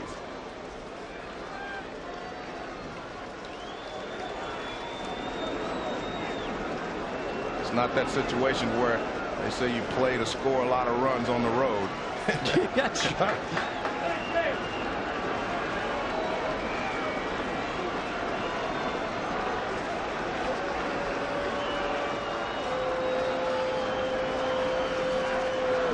Tomey bounces it foul. When you look at baseball men like Mike Hargrove, fine player in his day, now several years as the Indians manager. Jim Leland, this is 34th season in professional baseball. Often they're able to truthfully say, there's nothing I haven't seen, no situation I haven't faced.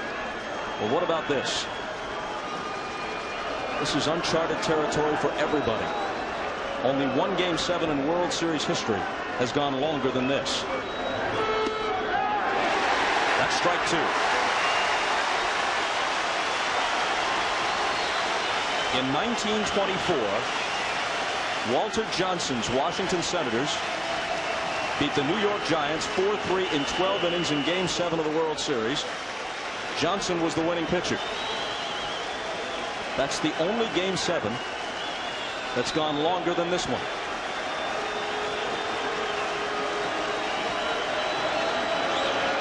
The 0-2 pitch hit to Counsell. There's one.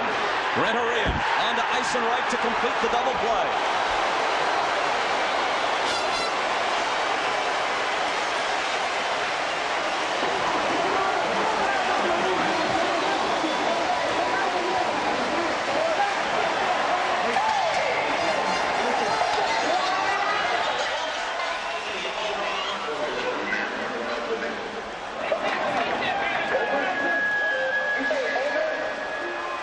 As the Marlins come up in the bottom of the 11th,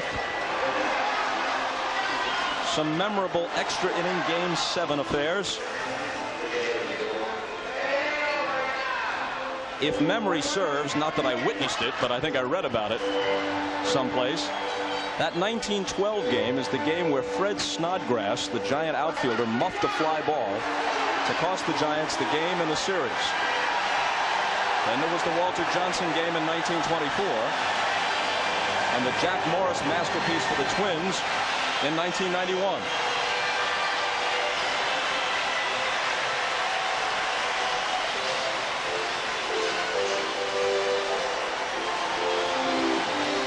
Now Charles Nagy here, after retiring Alou in the 10th, set to face Bobby Bonilla at the big home run back in the 7th inning.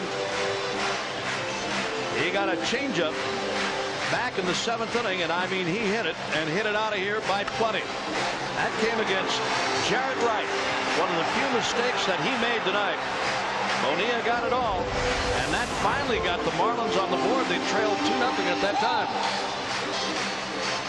The white-haired gentleman he's speaking with right now is Joe Black, the former Brooklyn Dodger pitcher, teammate of Newcomb and Campanella and Robinson and Snyder and Hodges, seated next to National League President Len Coleman.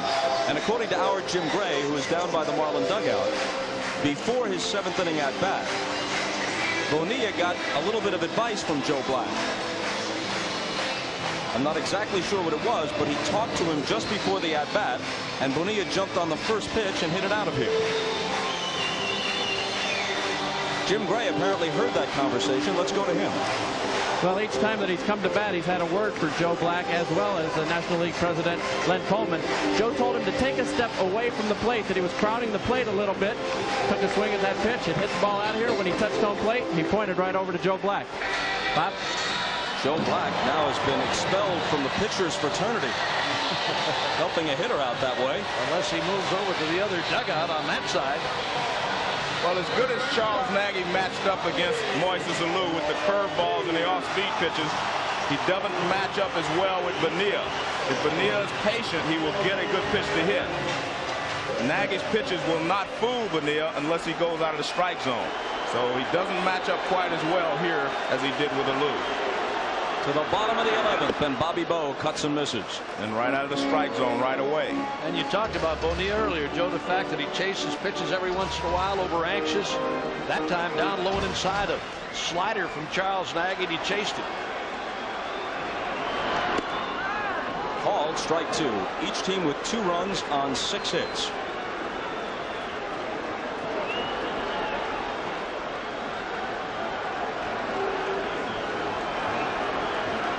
The 0-2 pitch. Hit hard through the middle for a leadoff hit.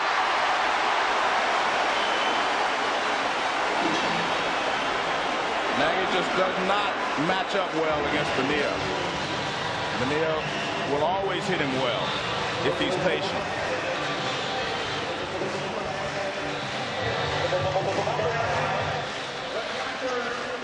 If you're even thinking about a pinch runner, remember Alex Arias, who does run well and does play third base, is the only reserve Jim Leland has left.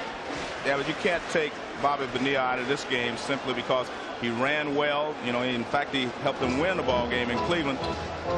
And you don't know how long this game is going to go. You might need Arias in a situation where you just need a fly ball. So Bobby Bonilla is going to have to bring the winning run home if the opportunity presents itself. Now Zahn bats for the first time tonight. Squares to bunt. Up along the first base line, they let it roll foul.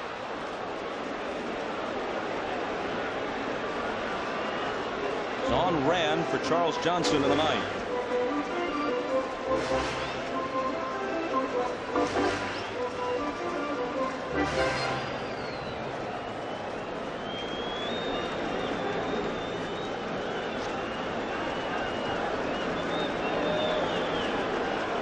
Zahn's going to have to make a good bunt down the first baseline because Bonilla doesn't run that well right now. He bunts it foul, and now he's behind 0-2. Well, and he's got to stay with it. Greg Zahn normally is a guy who gets the ball down. That pitch was upstairs, bunted it foul back over the screen. The Indians failed to execute in the top half of the inning to bunt the go-ahead run to second base, and so far the Marlins have not been able to execute either. Let's see what they do with 2 strikes. He's going to try to bunt again. He lines it back to the mound. Nagy's got it. Fernandez sneaks in behind, but Bonilla is able to get back.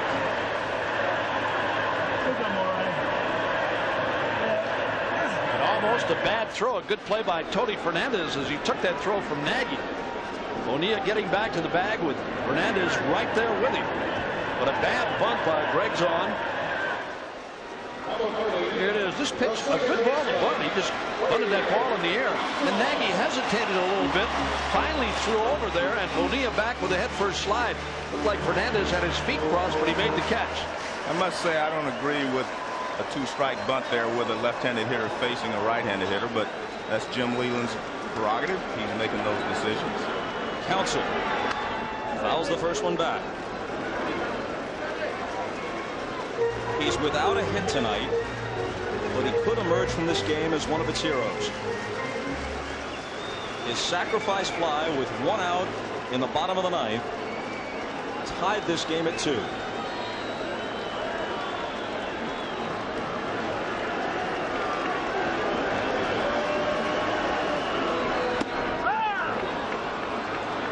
Nagy gets ahead of him 0-2.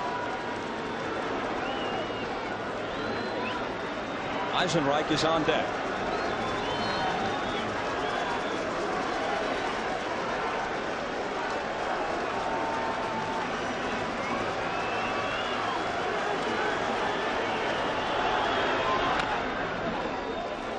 Still 0-2.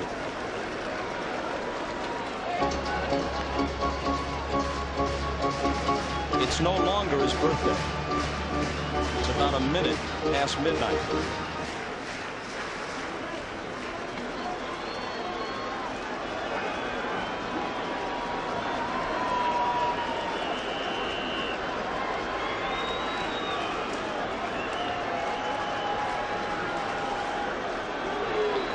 Another 0-2 pitch.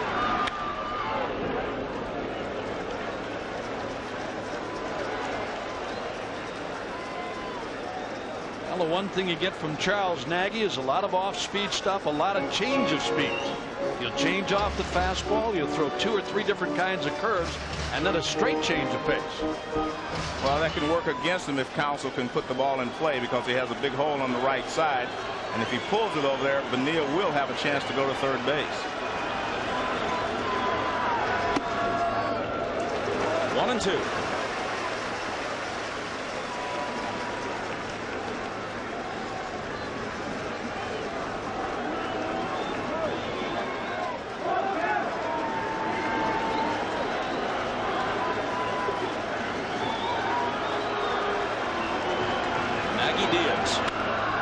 Counsell punches it to the right side. Fernandez has it go through him. Bonilla will try for third. Ramirez up with it, but there's no play on him. Bonilla dives in.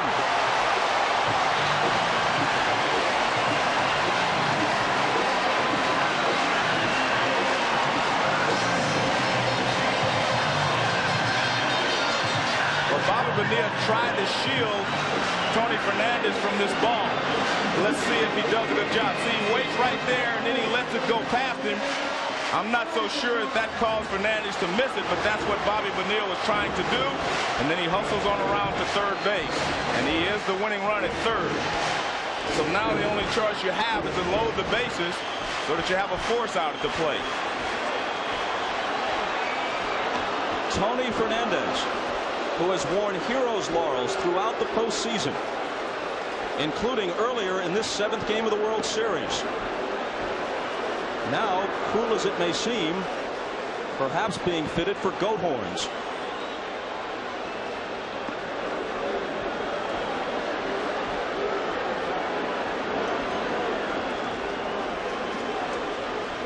It'll be up to Devon White, who is 0 for 5.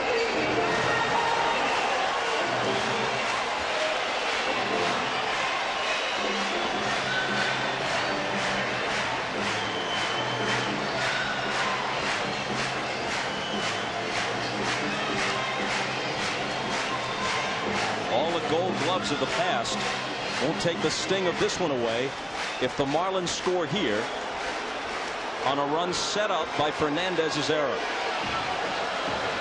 Tony Fernandez took his eye off this ball for a moment. Here it is one more time. There's Bonilla, as Joe said. He tries to shield the ball from the view of Tony Fernandez, and then the ball gets by him. It touched his glove, winding up in short right field. That's what allowed Bonilla to go to third. But a good play by Bobby Bonilla, and it looked like Fernandez may have taken his eye off the ball momentarily to see if he can make a play at first on Counsell.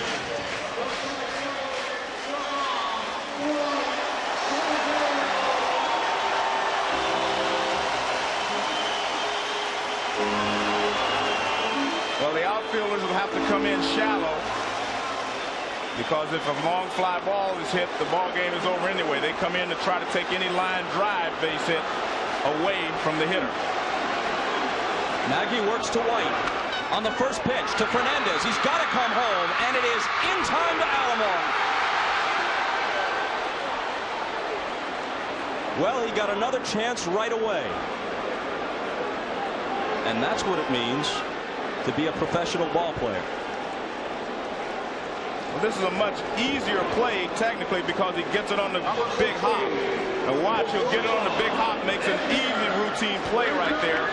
If that ball stays down, it's a lot more difficult to turn and make that throw to the plate. So he got a little lucky there that he got it on the big hop.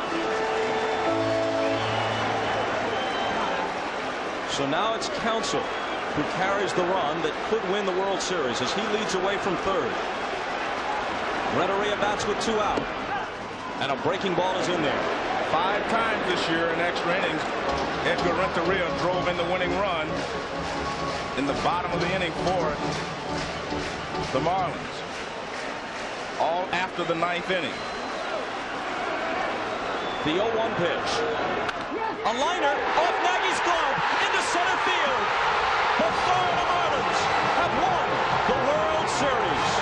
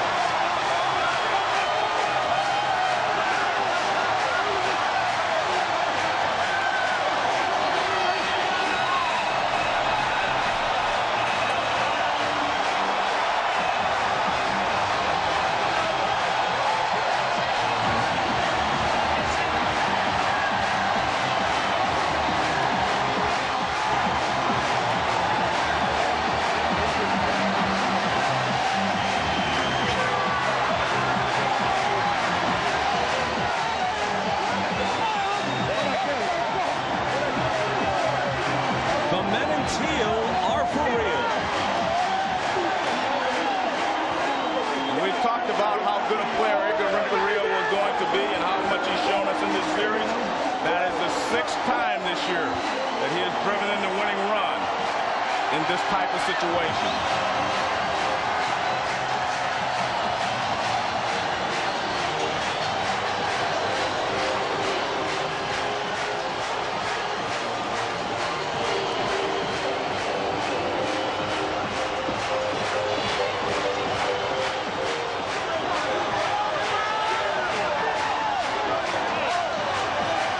And it seems to be true of every great and memorable game.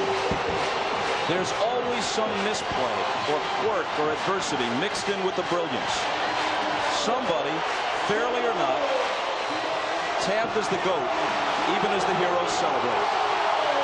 Well, for me, I prefer to give all the accolades to Edgar Renteria for doing the job here with 2 outs in the bottom of the 11th inning. It all goes back to the bullpen work of Cleveland.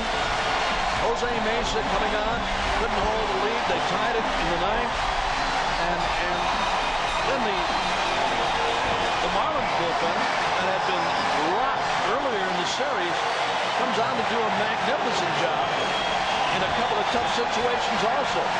There you look at Tony Fernandez, Bob. We've talked about the Gold Gloves and everything else that goes with it. A miscue. They get a break on a play hit back at him again right after he makes the bad play.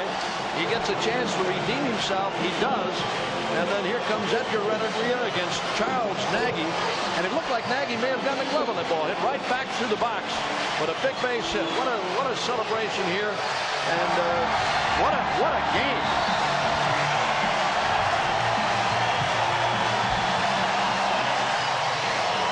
Look at Alex Fernandez, all of his teammates wearing the 32 on their cap in tribute to him after he went down with the rotator cuff injury. Livan Hernandez, the Cuban defector, has been named MVP of the World Series with his victories over Oral Hershiser in games 1 and 5. And to make it all the more special, Cuban authorities issued the necessary travel papers for his mother, Miriam Carreras, only yesterday. She flew in today, got here about 2 hours before game time. She was at the game for a few innings. We're told she left for security reasons, but we take it she will be able to stay at least for a while and visit with her son, who is now a hero in 2 nations. Well, I think they had a lot of MVPs on this ball club. Moises Alou had some big games and a big hit here in the 9th inning today. Edgar Renteria played great shortstop throughout the series, and he gets the game-winning hit here in the bottom of the 11th inning. Even Bobby Bonilla, he got him started on the road back today. Gary Sheffield. When you look at this Marlins team, it is a team of MVPs. All of them played as well as anyone else could play on this ball club. They all contributed to this championship. A world championship for Jim Leland. A career minor leaguer until he came up to the bigs as a coach. In the Detroit organization, there he is with his young general manager, Dave Dombrowski, one of the most highly regarded baseball minds around. Jim Leland, who, as we said last night, rode those buses out of Cocoa Beach, Bristol, Clinton, and Rocky Mount. Never had so much as a single at-bat in the major leagues. Now he's the skipper of the world champions.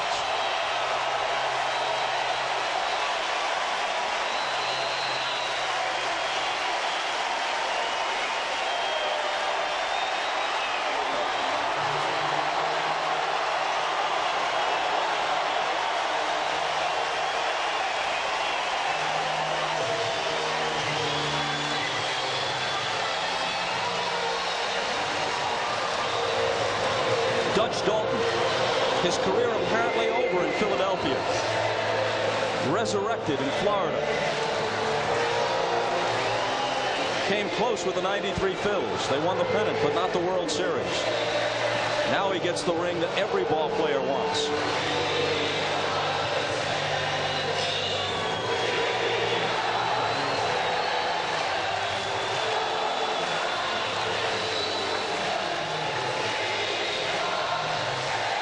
It was Edgar Renteria who whistled one back toward the mound. Nagy appeared to get the slightest piece of it. but he couldn't make a play. It flew into center field. And it took all measure of sanity with it as this place went wild.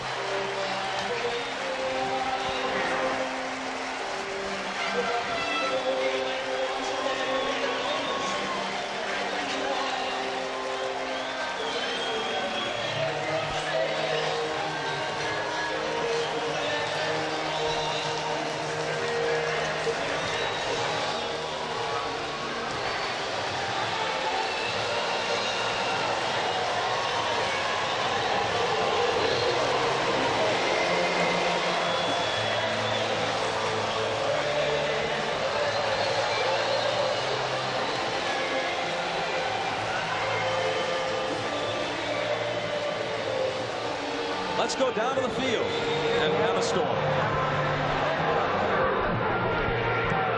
Thank you very much, Bob. And it is absolute bedlam down here, as you can see. And somewhere on this platform, we've got Jim Leland here. And Jim, before we get everybody in place for the championship trophy, to see Jim embraced by his injured pitcher, Alex Fernandez.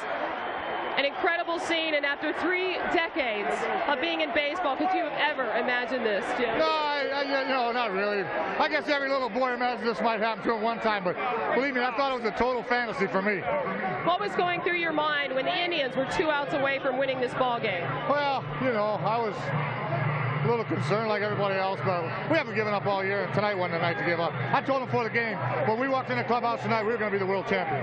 There was some speculation that you might actually consider retiring after reaching the pinnacle of your career, particularly if Wayne Huizenga decides to sell the team.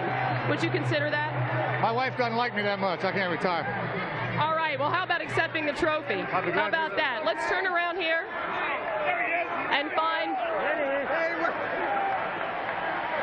now team owner Wayne Huizenga stepping into the picture.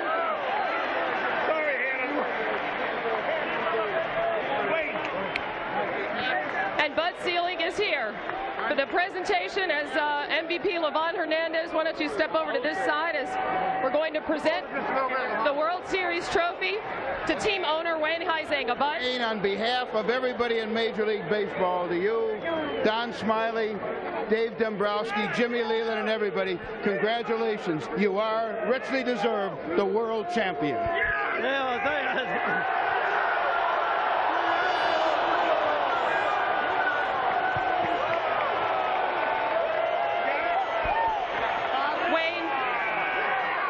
So many people made so much of all of the money, the millions that you spent to build this championship ball club. Was it more than money, however, that made them World Series champs? Are we just on NBC now or on the stadium? We're on NBC. Okay. This is absolutely fantastic. People make a lot about our payroll, but we got a lot of rookies on here. We got a lot of guys from the farm team, and our payroll is lower than all the rest of the guys we beat. Wayne, I believe we may also be on the stadium, and I have to ask you this question. You talked about selling the ball club. Will you change your mind? Will you consider not? We're not going to worry about that. Right now, I want to thank the fans, and I want to congratulate Cleveland. They're a great team.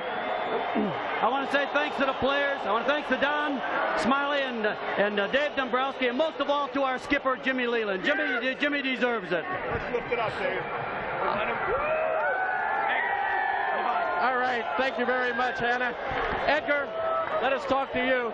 Edgar Renteria, tell us about that base hit as you're getting outfitted here with your championship hat.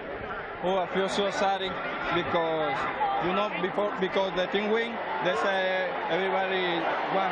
The team win, that's What went through your mind as you came up to the plate with bases loaded?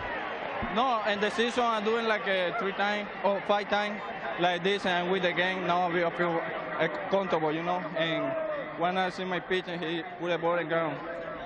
All right, Jim Leland, we have been together on a couple of moments that weren't quite like this. You cried, I remember, a couple of those occasions, and you said this is a lesson for everybody, and if I ever get back, I'm going to remember never give up, just like the Braves didn't give up when they beat you. Were you thinking about that tonight at all? No, not really. I was thinking more about my wife and my son in the stands and my dad and my mom. And, I'm going to cry tonight, too. I don't know if it'll be right now, but I will definitely cry before this is over with. You have had a number of opportunities in your life to reach this pinnacle. After 33 years, 18 years in the minors, and all the bus rides, is it worth it now? Well, it's worth it to me, and like I said all along, and it wasn't really a theme for those guys, but it had something to do with, like I said, the minor league managers, all the guys been in instructional league. They're down in winter ball, and they think they'll never get here. You know, there's a flunky a double-A backup flunky catcher, and I'm standing on this podium tonight, so don't give up, guys. After your speech tonight, you gave to your club. Gary Sheffield talked to them after you left and said that he wanted to dedicate this victory, as we bring Gary Sheffield in, to you for everything that you have done. Were you aware of that? No, I wasn't aware of that.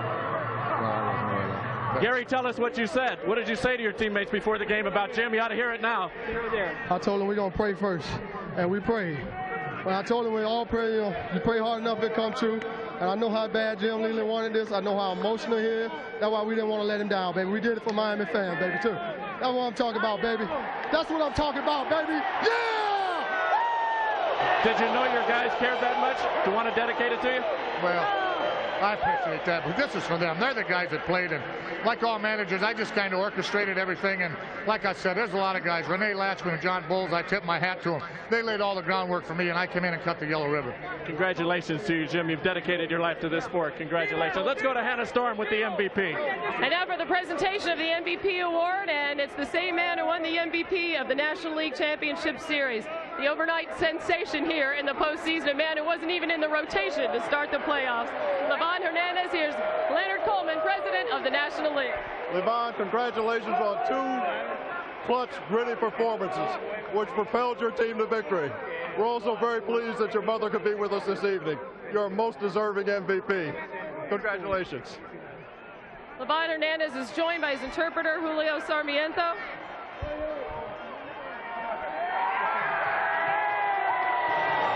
I love you, Miami! He does know some English. I love you, Miami.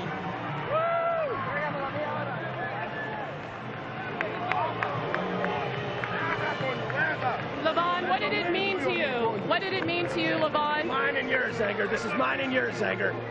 What did it mean to Levon to have his mother here tonight, Levon? Me sentí muy bien, estoy muy contento y I felt very good. I'm very happy. La victoria se la dedico yo a ella y todo esto es de ella. The victory I give to her, all this trophy, it's hers.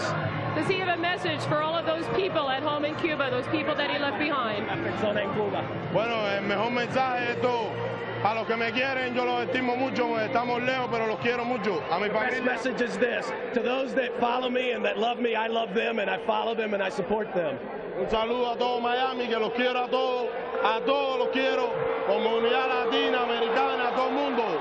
Special greeting to all of Miami. I love you all. Latin American, Americans, everyone in Miami. I love you all. Esta victoria es de ellos también. This victory is yours as well. Levon Hernandez has found a home here in Miami. Now let's go to Keith Olbermann with Mike Hargrove. Thanks, Hannah. Mike, there are no words to describe what you saw. What do you tell your team? Well, Keith, I don't really, know what you tell your team other than the fact that they played hard all year long. We overcame a lot of long odds to get to where we're at. We finished today. We played hard. We didn't give the game away. The Marlins played well. It was a game that could have gone either way, and just happened to go the Marlins' way. We have no reason to feel sorry for ourselves, to feel shamed about anything. And that's pretty much what I told the guys. They, keep your heads up. Feel very good about who you are and what you're about and what you present to the American people, because they saw, I think that they saw a ball club that has a lot of heart, a lot of character, a lot of talent, and people like that are good to be around. There was nothing strategically wrong in any stage of that game. All the right moves occurred on both sides. You just got a ball that was hit over Charles Nagy's head by about 1/4 of an inch. That's usually what it comes down to in these kind of games. The Marlins. I enjoyed playing the Marlins. But I enjoyed managing against Jimmy Leland. I mean, acknowledged as one of the best managers in the league. He's a good friend of mine. Plus, Rich Donnelly's a very good and dear friend. So it was. You don't want to lose to anybody, but I guess you could say that I was happy to see Rich Donnelly and Jimmy Leland happy. This was a series that was criticized in the media and was said to be sloppy and all the rest. And you close it out obviously on your side, the wrong side for posterity, but you close it out with what it truly amounted to, one of the epic games in baseball history. Well, I would hope so. I really would hope that people would honestly look at this series and understand and realize, what it is. It is baseball. It doesn't have to be New York. It doesn't have to be Baltimore. It doesn't have to be Atlanta. Those are very good cities and very good teams. But the Marlins are a very good ball club and come from a good area, and the Indians are a good ball club and come from a good city too. And that's what baseball's all about. It doesn't have to be the same teams every year. If you look at it honestly, and if you enjoy baseball, then you had to enjoy this series. Will you be able ever to see this game in that perspective? Sure. I'm proud of my guys. I really, really am. I'm very, very disappointed that we lost. I mean, I can't describe to you how disappointed. You don't get many chances like this, and we came real close. But I am extremely proud to be associated with people like I've been associated with this year. They're good people, as I said, with a lot of character, and I don't want people to count us out for next year either. Mike Hargrove, you and your staff and your team have been eminently gracious to us throughout this World Series, and on behalf of NBC, we thank you and our condolences on this one. Thank you very much, Keith. All right, we're going to go to a break and come back with more after the 7th and decisive game of the World Series right after this.